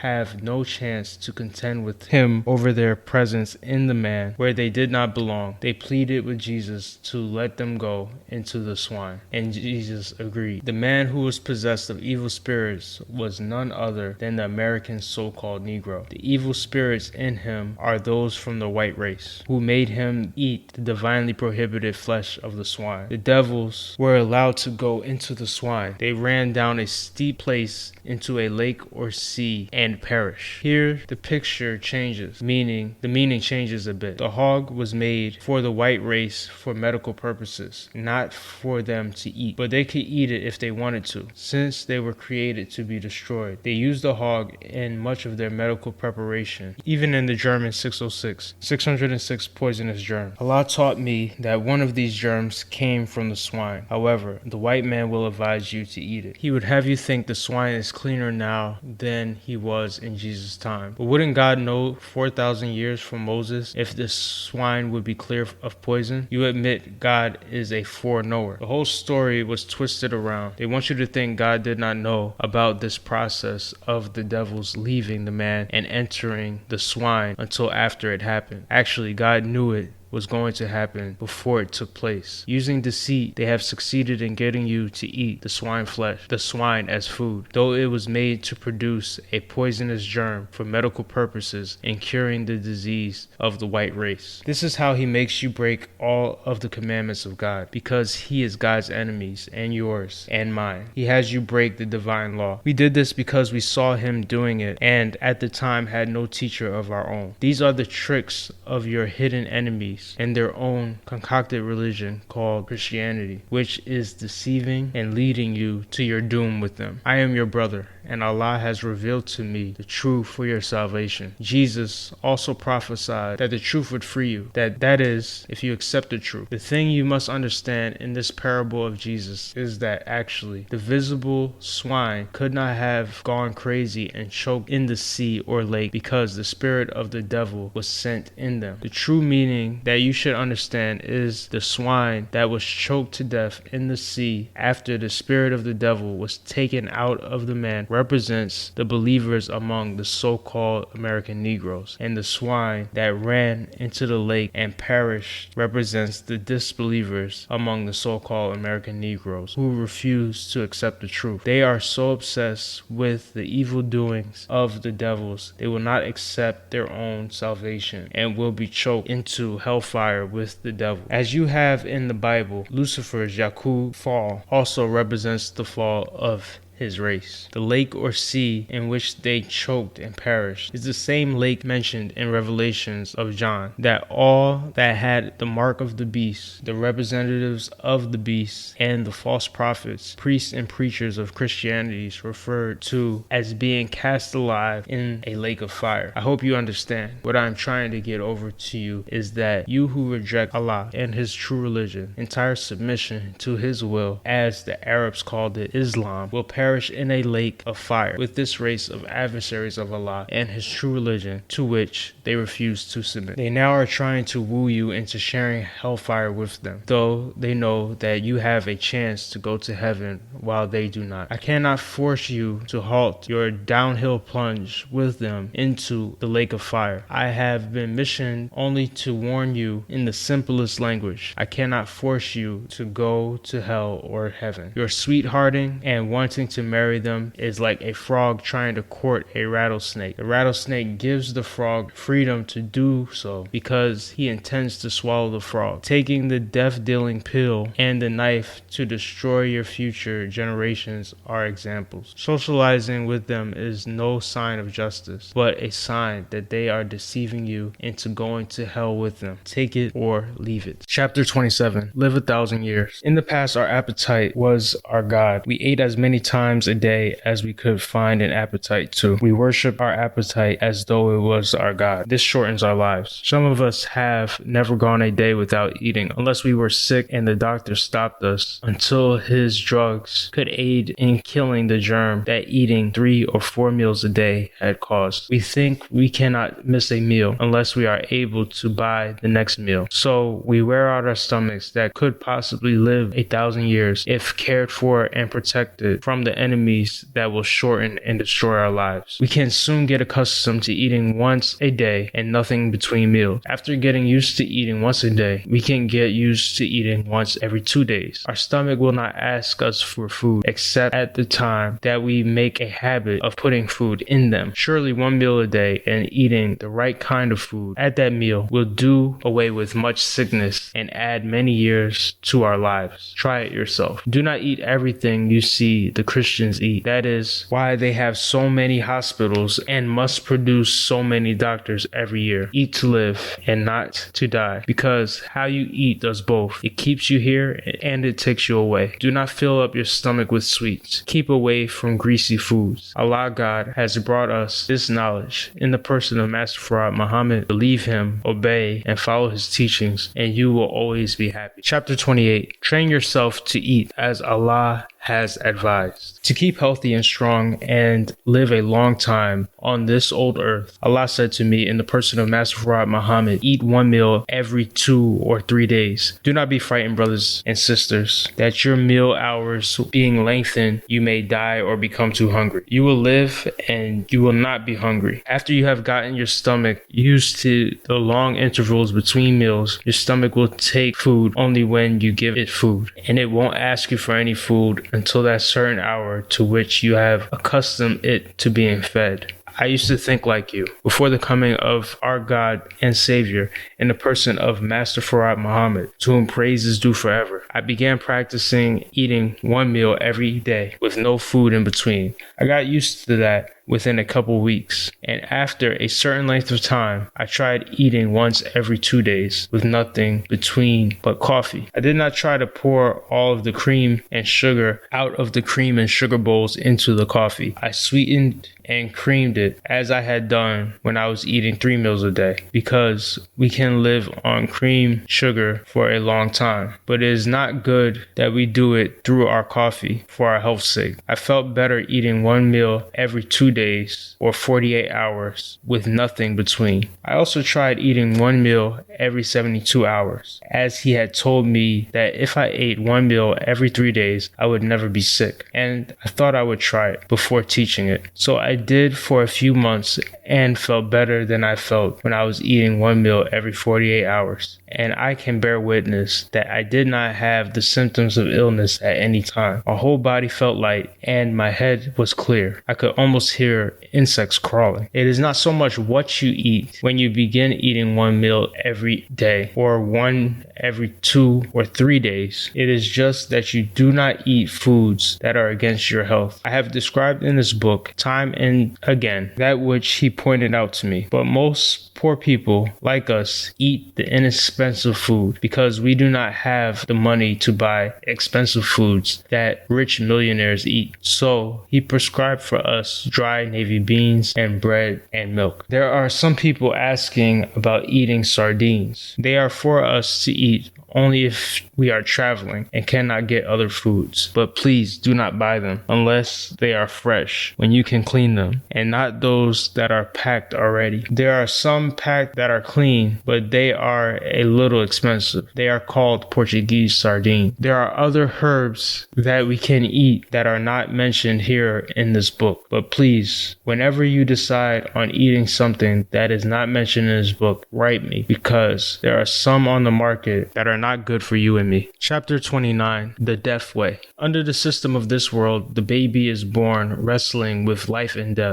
death wins this struggle and throws the majority of us into our eternal graves before we reach the age of 50. The remainder before we reach the short age of 100 years, when we should live 500 to 1,000 years, and the weakest one should live at least 100 years. Why is the span of our life so short? Because we try to follow and practice the way of the wicked, whose span of life was limited in the beginning of their time of 6,000 years. And due to their lack of the essence of righteousness and of eternal life, they care not for a long span of life. They desire to shorten the span of life for the aboriginal people who have no beginning or ending, and have done just that. Because we have not lived the way of their life, what we were and what we are given to eat and drink has shortened our life. The way we live that short term of life from 12 to 30 years is but a fleeting moment of time we should live. The earth is an old earth, and the life that is in it is our life also. It produces us and it takes us back as dead material to fertilize the life germ that is yet to be made into man. We should live far longer than we have, as long as we see where we came from and that the material that made up our bodies is still alive. But what has happened to us? We We were fed with death at the very beginning, the wrong food and drink given to us when we were babies by our wicked enemies until this day. We think that it is a mistake to contemplate living 100 or more years, not to think of 1,000 years. We think that is impossible, but it is no more impossible for us today to live 800 or 900 years than it was for Methuselah, who lived 969 years, each year carrying 12 months like the ones we have today. The Holy Quran teaches us that a year with Allah has always been 12 months, and the civilizations of the earth must count their years according to the time it takes the earth to rotate around the sun and get itself into position. That the astronomers teach us will give us a more correct way of counting time. We and our sons and daughters are fed on poisonous food, milk and water from the start of life. This way of eating, like the beast, soon robs us of life, and we go away within a few years. The baby eats poisonous animals, fowls, and vegetables, and drinks milk that is not his milk. It belongs to the cow's baby, goat's baby, and horse's baby. Here the child is reared on animal and cattle's food. This is why we have such a great percentage of delinquency among minors. The child is not fed from his mother's breast. She is too proud of her form. Therefore, she lets the cow and other animals nurse her newborn baby, and the baby cannot have too much love for its mother. It loves the bottle that its food is in, food that his mother robbed from the cow's baby to feed her own baby. When the baby reaches the age of 10, and if it is a male, most of them begin to indulge in drinking alcohol beverages and using tobacco in one form or another. Alcohol and tobacco, with their poisonous effect upon the male, cut his life down. As far as his reproductive organs are concerned, he is unable to produce his own kind. And nowadays, with dope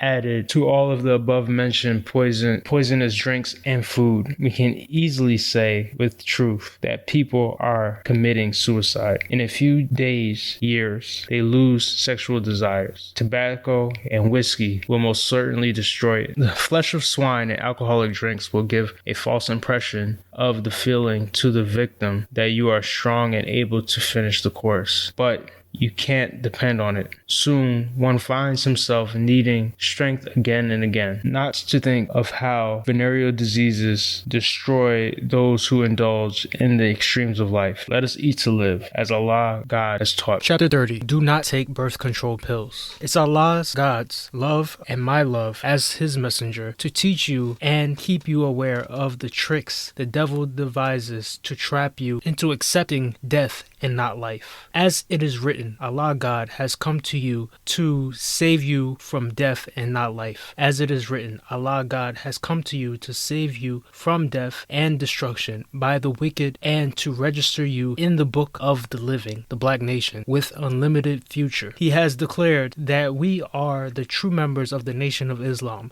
the righteous, who shall never be removed from the earth by any foe. He even laughs at plans to destroy the nation of righteous. The birth control law the enemy is preparing for you with the aid of their angels, the blind, deaf, and dumb, black preachers, and ignorant black politicians is not concerned about your future. The white priest knows what these plans will do for you. They know that Christianity has been exposed to the civilized world as nothing less than bait to enslave the black people of earth, the original people who served the white race as slaves. He offers you death in a pill for your future generations of children. He tells you what it is going to do to you, but it is like telling a would-be suicide, here is a loaded gun, put it to your silly head and blow your brains out. Then he stands aside, throws up his arms, and says to the world that he is not responsible for your suicide. This is what you do when you swallow the pills. He knows you are blind, deaf, and dumb. I know you do not know the plans and secrets of your enemies, but Allah and His Messenger have known for a long time, for this was ascertained when we first learned to read the history of Pharaoh, who sought to destroy the future of Israel through midwives. We know that this too is aimed at you in these last days. We know by the words of the Holy Quran on this attempt to destroy your newborn babies, to destroy the very seed of you. You are warned against birth control law. They say that you are not able to provide for the many children with which Allah God is blessing you. They say you should should be willing to stop giving birth to children they will have to feed. Who is responsible? Is it not the slave masters and his children's fault that you are not able to care for your family? It is theirs, not yours. Why don't they divide the country with you, give you a few of these United States, and let you raise the children you want so you can provide a proper living for them? But no, he would rather you were dead than to see you living free of his authority and power to enslave and murder you at will. You are aware of this, but yet you are a fool. You do not understand that they are after your life, and you are seeking death by following and agreeing with them to destroy you and your nation. The earth belongs to the black nation, and its people will rule it in the near future. God never gave the whites any of the earth. He only gave them time to live on it, time to make fools of you and me. However, that time was limited, and I can now say in truth that time is up. I will defend the interests and life of my people, even at the destruction of my own life and the lives of those who follow me, for that is why I have been raised among you.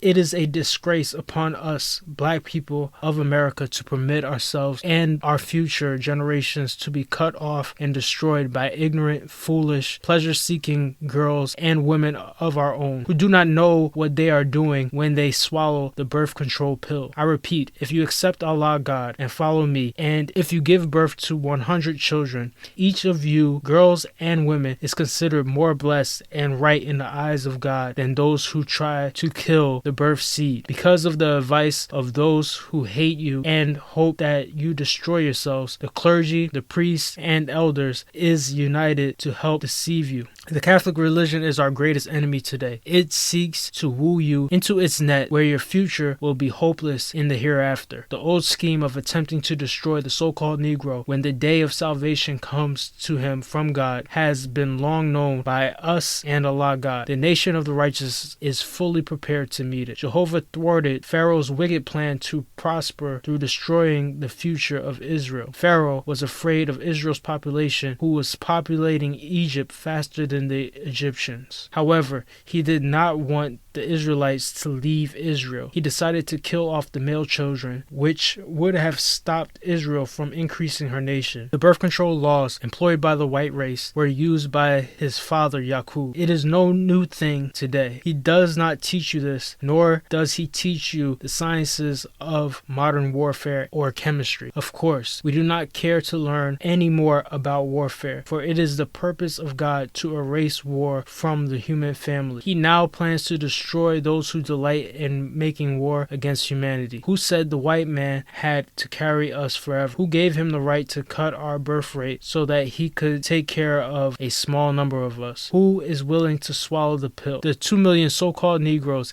can be placed in Africa or Asia. The country is so large they would not know they were there, or they could be put on the island in the Pacific. But he wants to exterminate all of them with the pills so that he and his people can have free reign of the earth. But he should have reckoned with Allah God, who has come for the purpose of saving the poor black man from their wicked plans. The Negro has been a group of people held in the hands of the white man for 400 years, and yet today he is like a lazy horse or dog who does not want to leave his master because of fear and has taken all kinds of abuse in order to get a little food or whatever the master has to give. It is a shame. It is not because of lack of education, but because he holds the offer of Allah God in mockery. But this pill is a bold offer of death, openly made, inviting the Indians and so-called Negroes to accept death, and also the people they have under their power in the Pacific Island. It is accepting extermination through a harmless-looking pill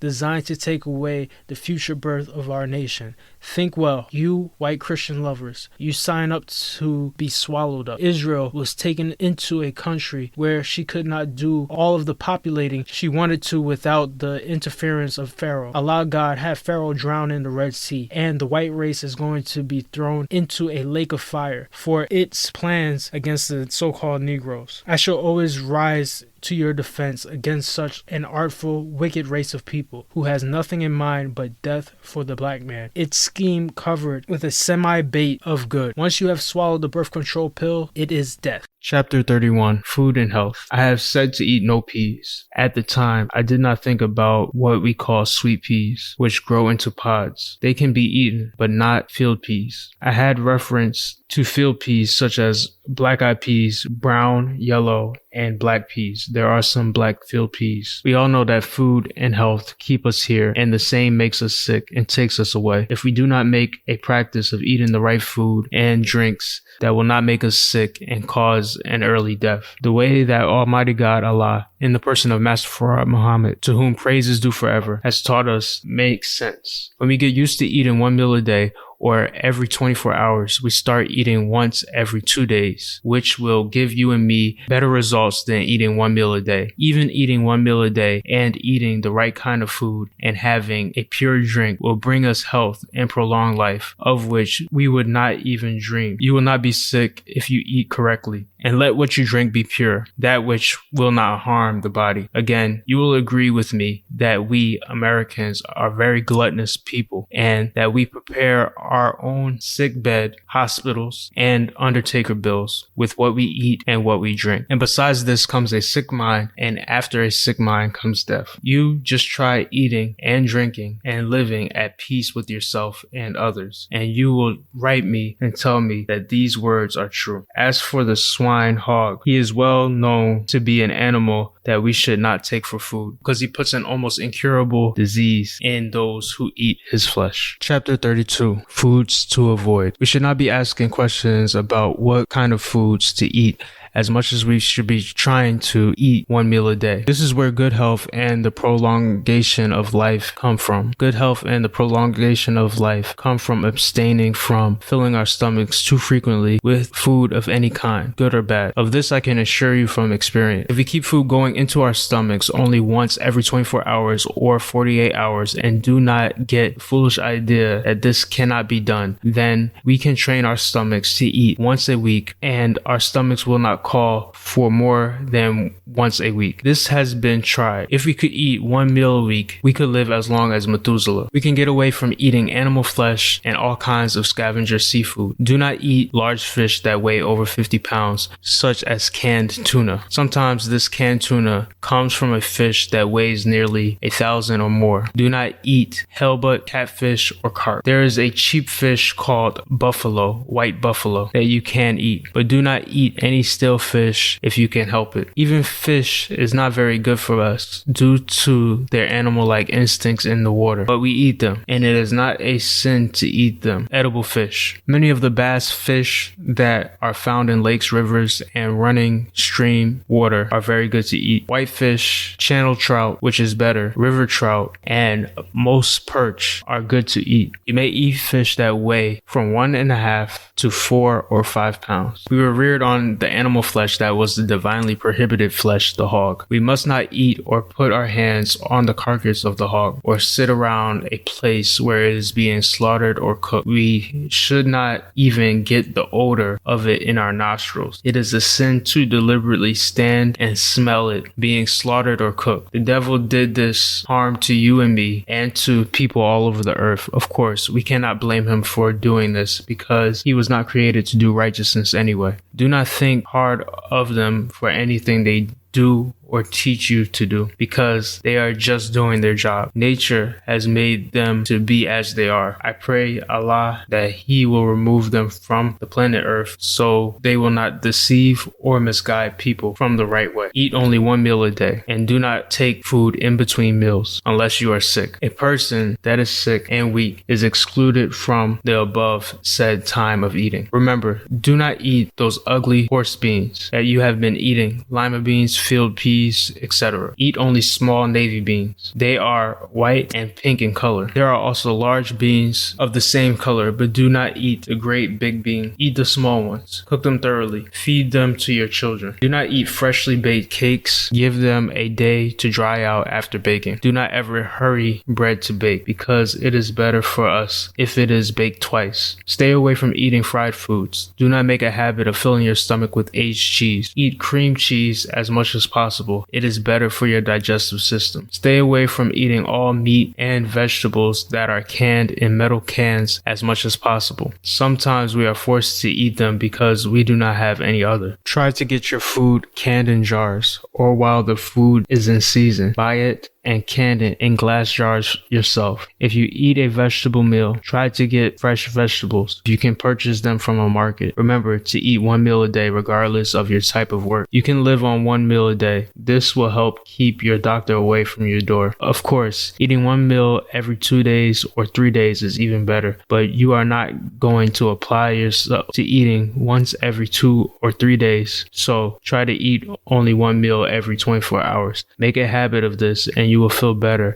and have fewer ailments. Chapter 33, the safest way to eat. The safest way of all to eat is to stop eating so often. 3 meals a day and meals between those 3 meals. In the past, our appetites were as the appetites of swine. The swine has no certain time to eat. It will eat until it is sick and has to lie down. But as soon as it finds a vacancy in its stomach, it eats more food. It doesn't matter what kind of food it may be. The swine eats anything. The swine's life is very short because it comes here eating itself to death, and death soon takes it away. We eat too much and too often. We eat the wrong food, poisonous foods. Most of our drinks are poisonous. Allah has blessed America with the best foods and with good water that is plentiful. America has been blessed with everything that she could desire, but after all these blessings, she is ungrateful and turns good things into bad and wages war against the God of good and his people. After telling the slaves they were free, America kept them here in order to prey upon them. Now today, many of the slaves wish to be free of America, but her reply by her actions to our wanting to be free is no. And America continues to give the so-called Negroes the same bad food and drink that America's fathers did in the days of slavery. America's markets are loaded with swine and loaded with vegetables and fruits which are preserved and made to look beautiful by having poisonous chemicals poured upon them. There are thousands and hundreds of thousands of herds of cattle and sheep, and there are hundreds of thousands of fowls. Yet Americans decorate their tables with the divinely prohibited flesh, the swine, and represent themselves as being the true Christian followers of Jesus. Americans have poisonous whiskey and wine by the barrels in vats all over the country. Yet when this does not make them intoxicated, drunk, and crazy enough, they resort to drugs, the poisonous weeds. Now today, Allah threatens America with all kinds of plagues. Not one kind, but many kinds. Allah withholds the rains from her wheat fields, sends terrific cold and snow upon her fertile breadbasket areas, kills her cattle, livestock, and fowls, and kills her fish that are inland in ponds and rivers with droughts. All of these plagues are falling upon America because she is against God's giving freedom, justice, and equality to the so-called Negroes, whose labor she has had for 400 years. Because of America's having broken the divine law which prohibits eating swine flesh, and because of her having fed this forbidden meat to her slaves and to other nations of the earth, Allah God is now taking his blessings away from her.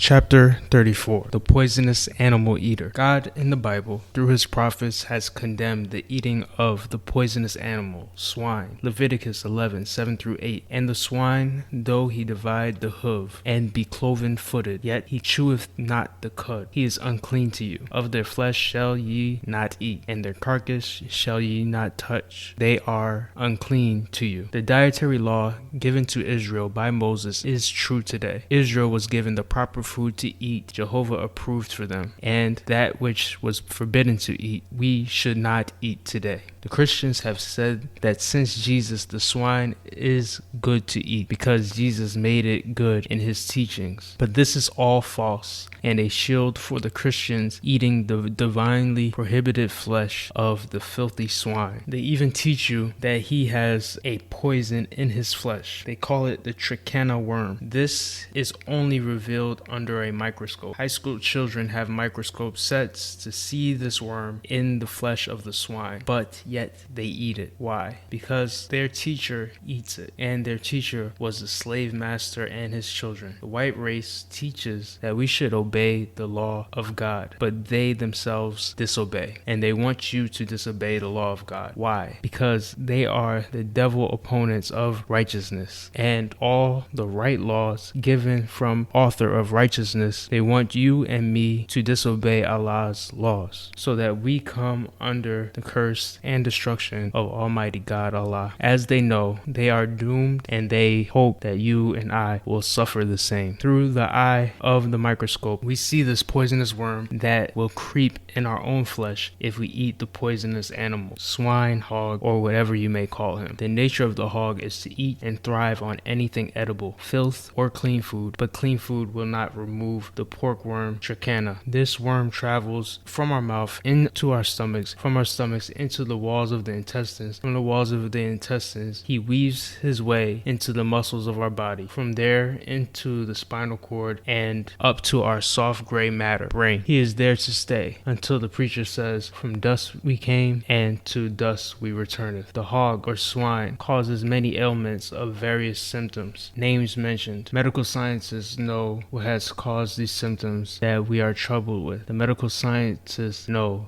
that the hog is unfit for our consumption. Medical scientists also know that the swine will shorten our lives, but medical scientists also know that they can get rich from the effect of the swine in our bodies, as the hog raiser can get rich by selling 100 or 200 pounds of poison that will take us away gradually. It does not take us away quickly, but gradually. The pork worm will finally bring you and me to our grave. Not to think of eating the swine. Leviticus mentions in the 8th verse that we shall not even touch the carcass of the swine, but we are not only touching the carcass, we are eating the carcass. Isaiah 66:17 condemns the people who think it is all right to eat the swine just because white people eat it and they think they can be holy in the presence of God, or in the religion they call Christianity, which they received and have been taught is a God-verified religion. This is wrong. God never verified Christianity as being his religion. If he did, he changed his mind when he taught the prophets to submit to him. His religion is entire submission to him. Arabic word for this is Islam, which means to submit. There are so many little new groups that call themselves sanctified, holy, Jesusified, Christified, and Godified. Such people should read this chapter, Isaiah 66:17 through 18. They that sanctify themselves and purify themselves in the gardens behind one in the midst. The one in the midst is the preacher, inviting them to disobey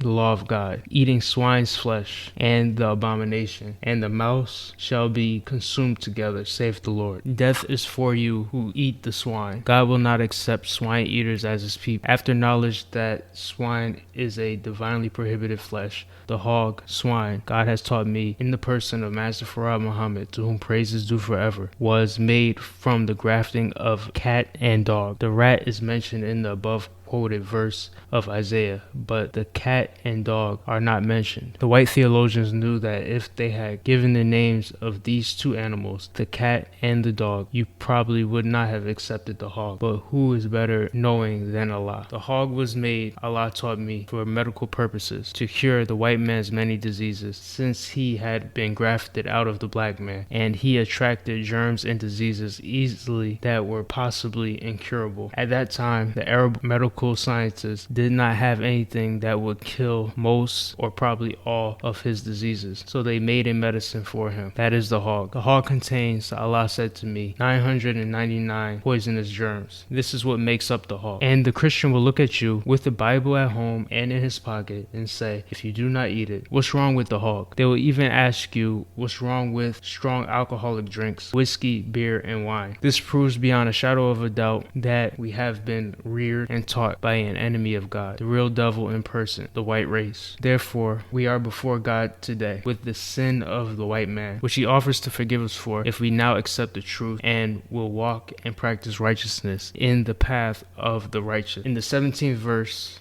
the swine is called the abomination. This means hated. It is true that all good Muslims hate a swine. Some places in the dominant areas of Islam, you will be killed if you carry any swine among them. See Isaiah 66:18. For I know their works and their thoughts. It shall come that I will gather all nations and tongues, and they shall come and see my glory. The glory means the right way that he will teach the people in the last days, that he will approve of our doing, what he gives to us in the resurrection. He knows your works that ignore his laws of righteousness, given to his prophets of old, and your self-centered thoughts, and your thinking that you can deceive others while breaking the law of God into thinking you are right and eating the swine. But he has promised death to you in the 17th verse. He will consume such people altogether. We must remember that these warnings given in the 17th and 18th verses of Isaiah are referring to the general resurrection and the accountability of our actions and disobedience to the law of God, because the 18th verse says, "It shall come that I will gather all nations in tongue." This is also prophesied in Matthew 25:32. And before him shall be gathered all nations. Since the white race is more guilty than anyone else of breaking the law of God, he threatens with chastisement and total destruction. We may quote Isaiah 65:15. It reads like this: "And ye shall leave your name for a curse unto my chosen. For the Lord God shall slay thee, the disobedient white race, and call his servants by another name." Here we are warned that God will not accept us in the name of the white race, because he has another name that he will call us by, and he mentions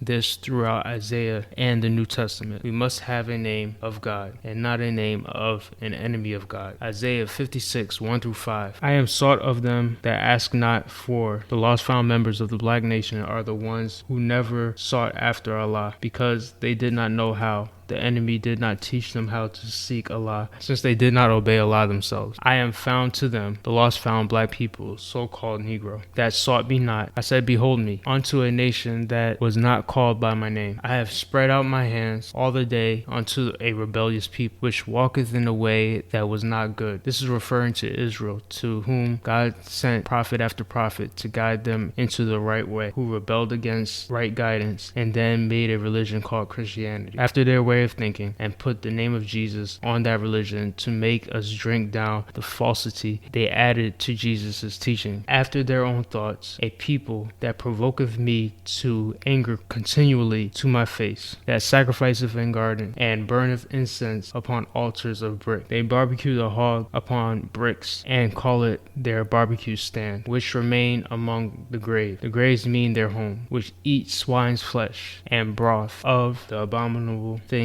in their vessels. This is referring to hog or swine in their vessels, which say, stand by thyself. This is referring to the Muslims when it says, stand by thyself. Come not mean only Israel or the white race, but the white race has made so-called Negro follow his religion. Say the same, and especially those who claim sanctification in Christianity. These are a smoke, the offensive smell of cooking the swine flesh, a fire that burneth all day. The Christian is cooking the flesh of the swine all day long, and the Muslims and the obedient servant of Allah, God, smell this flesh prohibited by God, which is a stink to their nostrils being cooked. They feel they are guilty of being partakers of the cooking and eating of the swine flesh by smelling the poisonous odor. Keep away from the filthy swine. Do as Allah, God, bids you. Do not eat its flesh or touch its carcass. Chapter 35.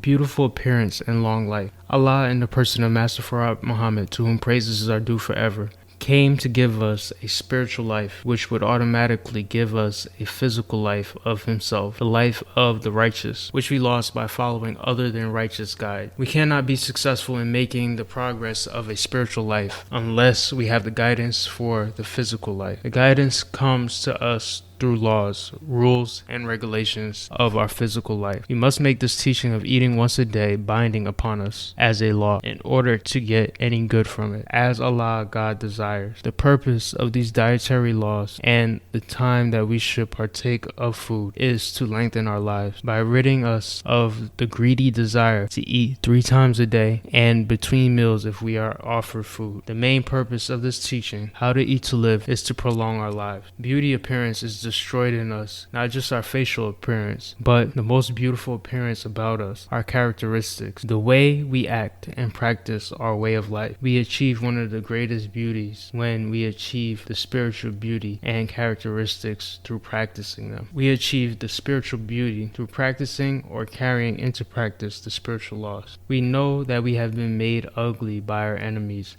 rearing of our parents. We know that many of our people throughout the earth have been made ugly by not practicing culture that would beautify them. But we are blessed that God himself has visited us to guide us in his way. What people on the earth has God visited in person today, other than you and me here in America? The wisdom that he teaches us is the wisdom of God and of the gods. It is supreme wisdom because it is above and far ahead of what we have heard and what we see practiced by others today. Should we not obey that which is good for us when we are members of the nation of good? Why should we not practice that which is good for us? It comes to us, and Allah God has said that it is ourselves that he is giving to us. Should we not accept the good for ourselves instead of accepting evil and disobedience to the law of goodness?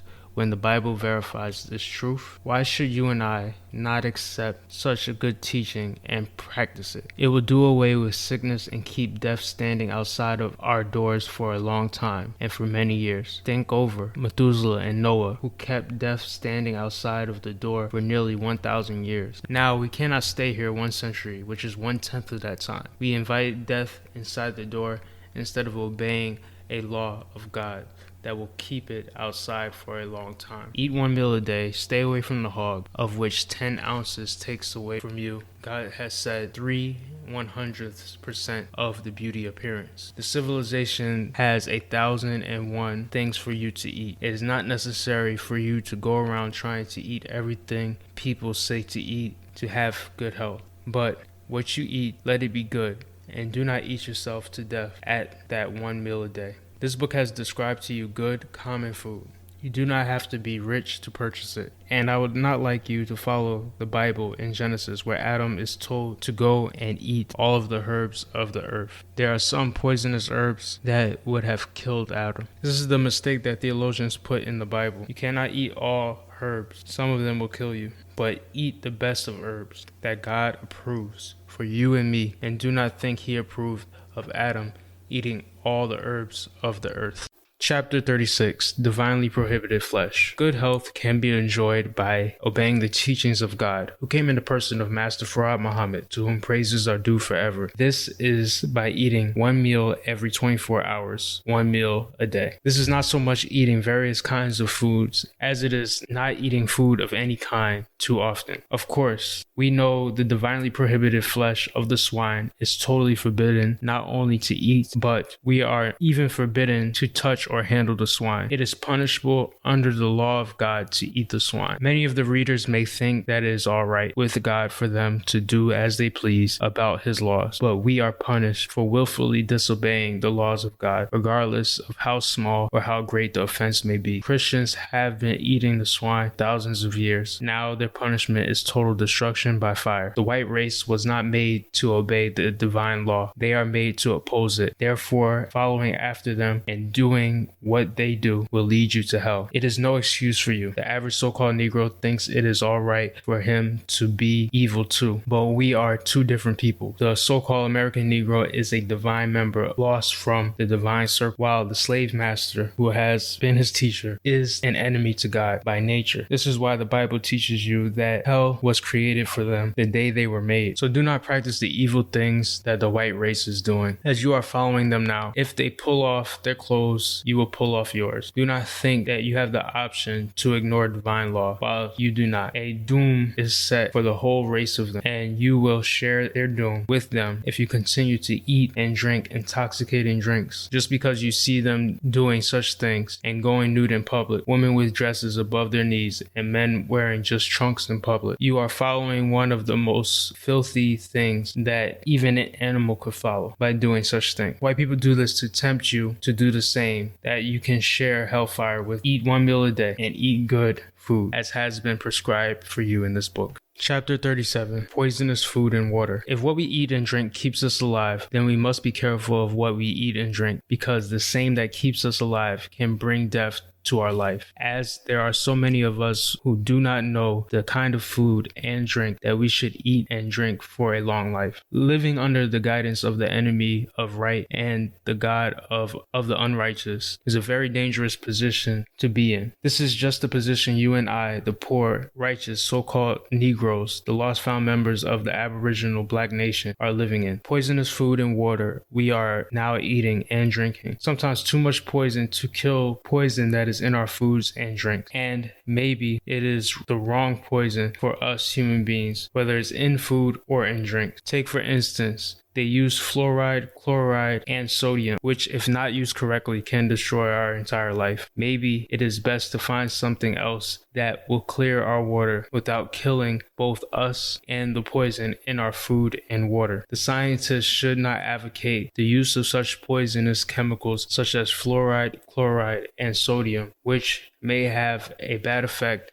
on our brains and on our human reproductive organs. The scientist that uses such poison on human beings wants to either minimize the birth rates or cause the extinction of a people. DDT, which is sprayed on food while it is growing up from the earth, is also a poison that should not be put into the human body, regardless of the desire to kill insects that love to dine on the same food on which we dine. The poison may not take instant effect on us as it does the insects, but it can, over the long years, help shorten the span of our lives. We live in a world commercializing on everything where money is involved, and this has speeded production of everything but human lives in order to fill the demand of the people. This has caused many scientists to overlook the dangerous effects that such fast production has on the health of the people. Therefore, the only way out for us, the poor lost found, is to seek refuge and guidance in Allah for our protection from evil plannings and doings of Satan. Allah God has pointed out to us in both the Bible and the Holy Quran that right foods for us to eat, and He has pointed out the poisonous foods and drinks. Follow His guidance or suffer the consequences. Do not eat the swine. Do not even touch it. Just stop eating the swine flesh and your life will be expanded. Stay off that grandmother's old-fashioned cornbread and black-eyed peas and those quick 15-minute biscuits made from baking powder. Put yeast in your bread, sour and rise, and then bake it. Eat and drink to live, not die. Chapter 38. Bad foods causes us to look old. The number one thing that you should not eat is the hog, swine. You should also not eat field peas, lima beans, soybeans, bad stale beef, rotten beef, frozen stale turkey and chicken. Some of the turkey has been in cold storage so long that when it is thawed, it begins to disintegrate. Try eating fresh food and do not eat stale, rotten food that will destroy your health. Keeping the doctor around your home trying to administer drugs for the poison you have eaten, which you could have avoided, and take you to the grave very quickly. There is also bad, stale fish for sale, all but rotten, that some of you buy and eat. Do not eat such rotten food if you want to live long. If you want to live a short life, that's up to you. Eating bad food will soon shorten your life. Do not eat canned meats if you can help it, or canned beans. If you can, buy fresh ones. Do not eat any canned goods if you can find fresh food. Most of us can purchase fresh food from the market. Some of you buy meats from the Jewish stores, and some of you believe that all Jewish people are religious Orthodox Jews and will not eat or sell bad meats, but you are wrong. There are Christian Jews who will eat everything and drink almost everything. The merchandise of these Jews must be shunned if you desire to live. We use the name Orthodox to refer to religious Jews who want to follow the law of Moses, their prophet, and who want to eat the food that he prescribed for them. The Holy Quran teaches us that their food, meaning the food of the religious Jews, is good for us, and our food is good for them. That is true so long as both are eating the food that Allah prescribes. Do not hasten the cooking of your food, not even your bread. Bread should be baked slowly so that it will bake thoroughly. Do not eat freshly baked bread. Let it be at least a day or two old. There is no such thing as stale bread. When the bread is a day or two old, it is better for our stomachs. Eat the kind of vegetables that are prescribed for you in this book, and do not eat nuts of any kind. They are not good for us. They are too hard on our digestive systems. Bad food causes us to look old. The skin of those who eat such bad foods is tight and drawn. All the foods mentioned above are bad for our appearance. The hog takes away the beautiful appearance of people and takes away their shyness. The people who eat the hog have no shyness because they eat the hog. Nature did not give the hog any shyness. God, in the person of Master Farad Muhammad, taught me that the scientists have found that the hog carries 999 poisonous germs in it, and they are not 100% poison, but nearly 1000% poison. The swine takes away our life gradually and creates worms in our bodies.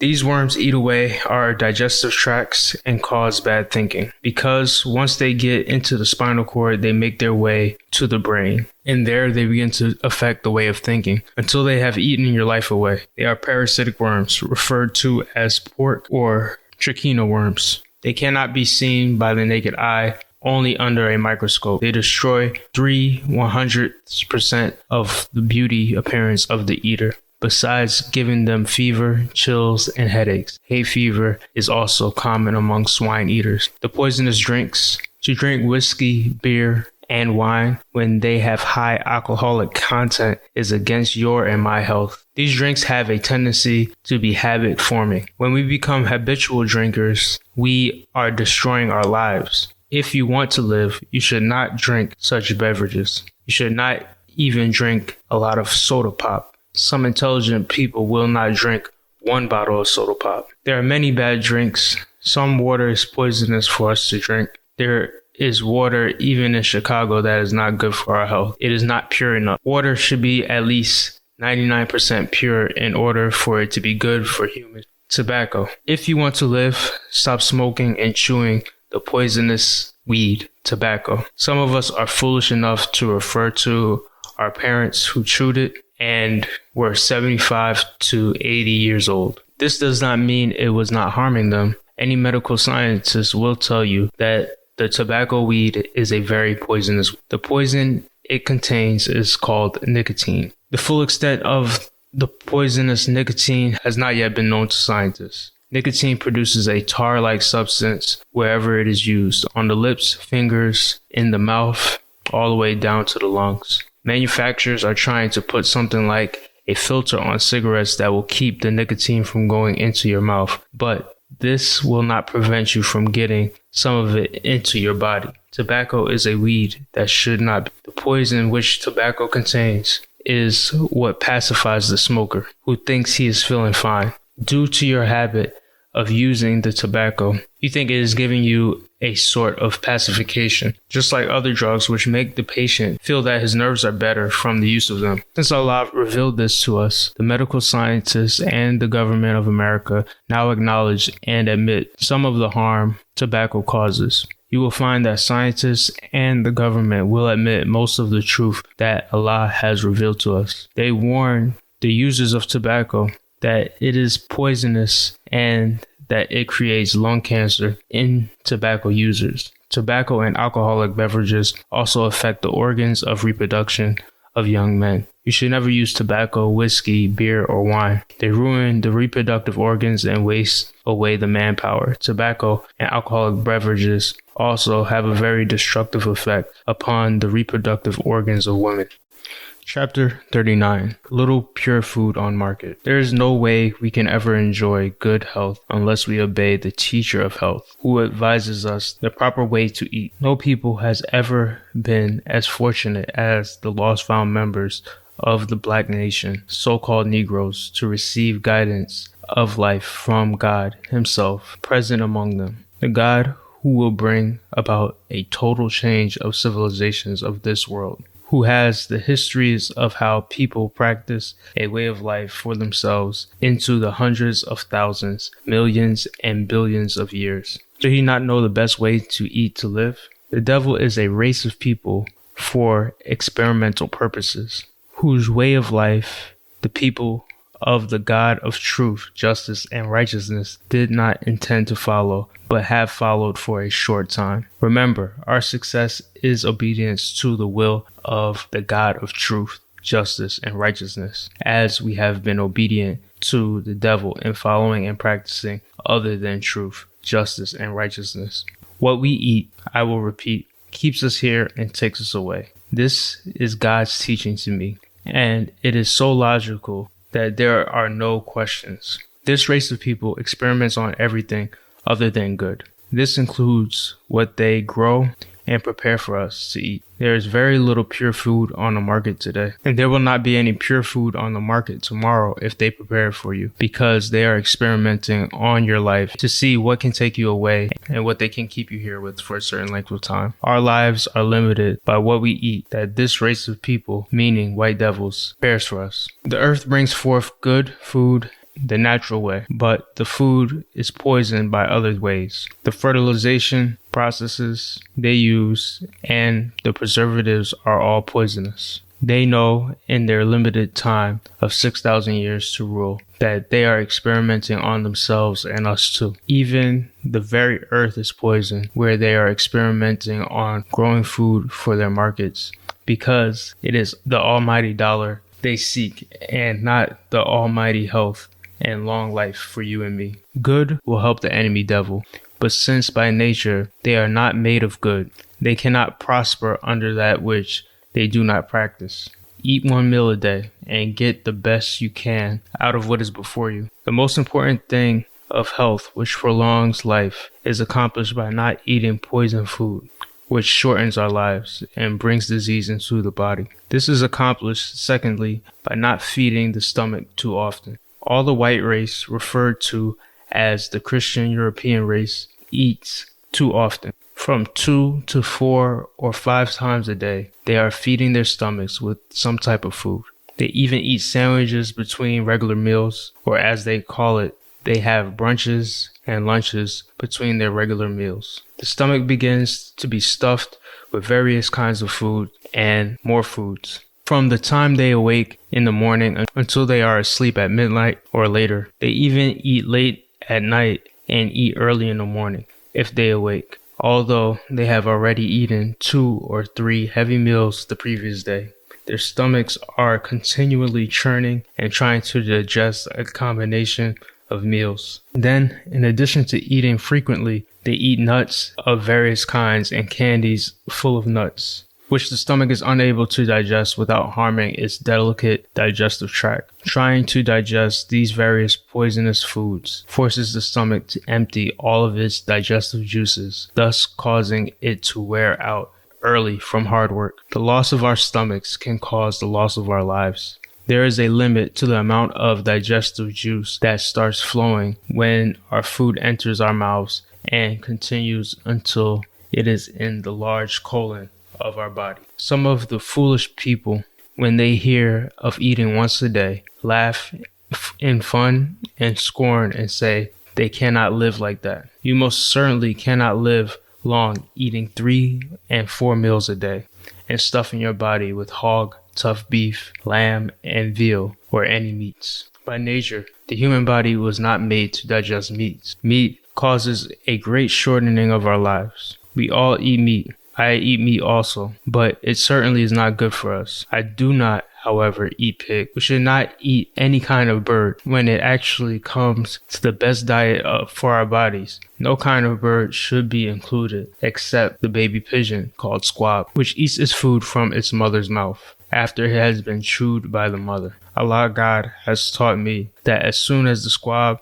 is weaned from its mother and starts eating its own food, we are not to eat it. No grown pigeon or other birds, not even chickens, are good to eat. Of course, a lot of chickens are raised for the market on corn, oats, and other various types of foods, because such food quickly fattens the fowl. When they are raised in the above-mentioned manner, the chickens do not have a chance to eat poisonous foods such as worms, bugs, and filth will do by nature. They will eat anything the hog and the buzzard will eat, if allowed the freedom to do so. We are by nature vegetable and fruit eating people. Bread is also for us to eat. Eat good bread and good fresh vegetables and fruits. Although all of us are not able to eat the right foods, I warn you to stay from the pig, and I warn you not to eat more than one meal a day. Allah God, in the person of Master Farad Muhammad, to whom praise is due forever, has taught me that we are to wait until we are very hungry before we eat. And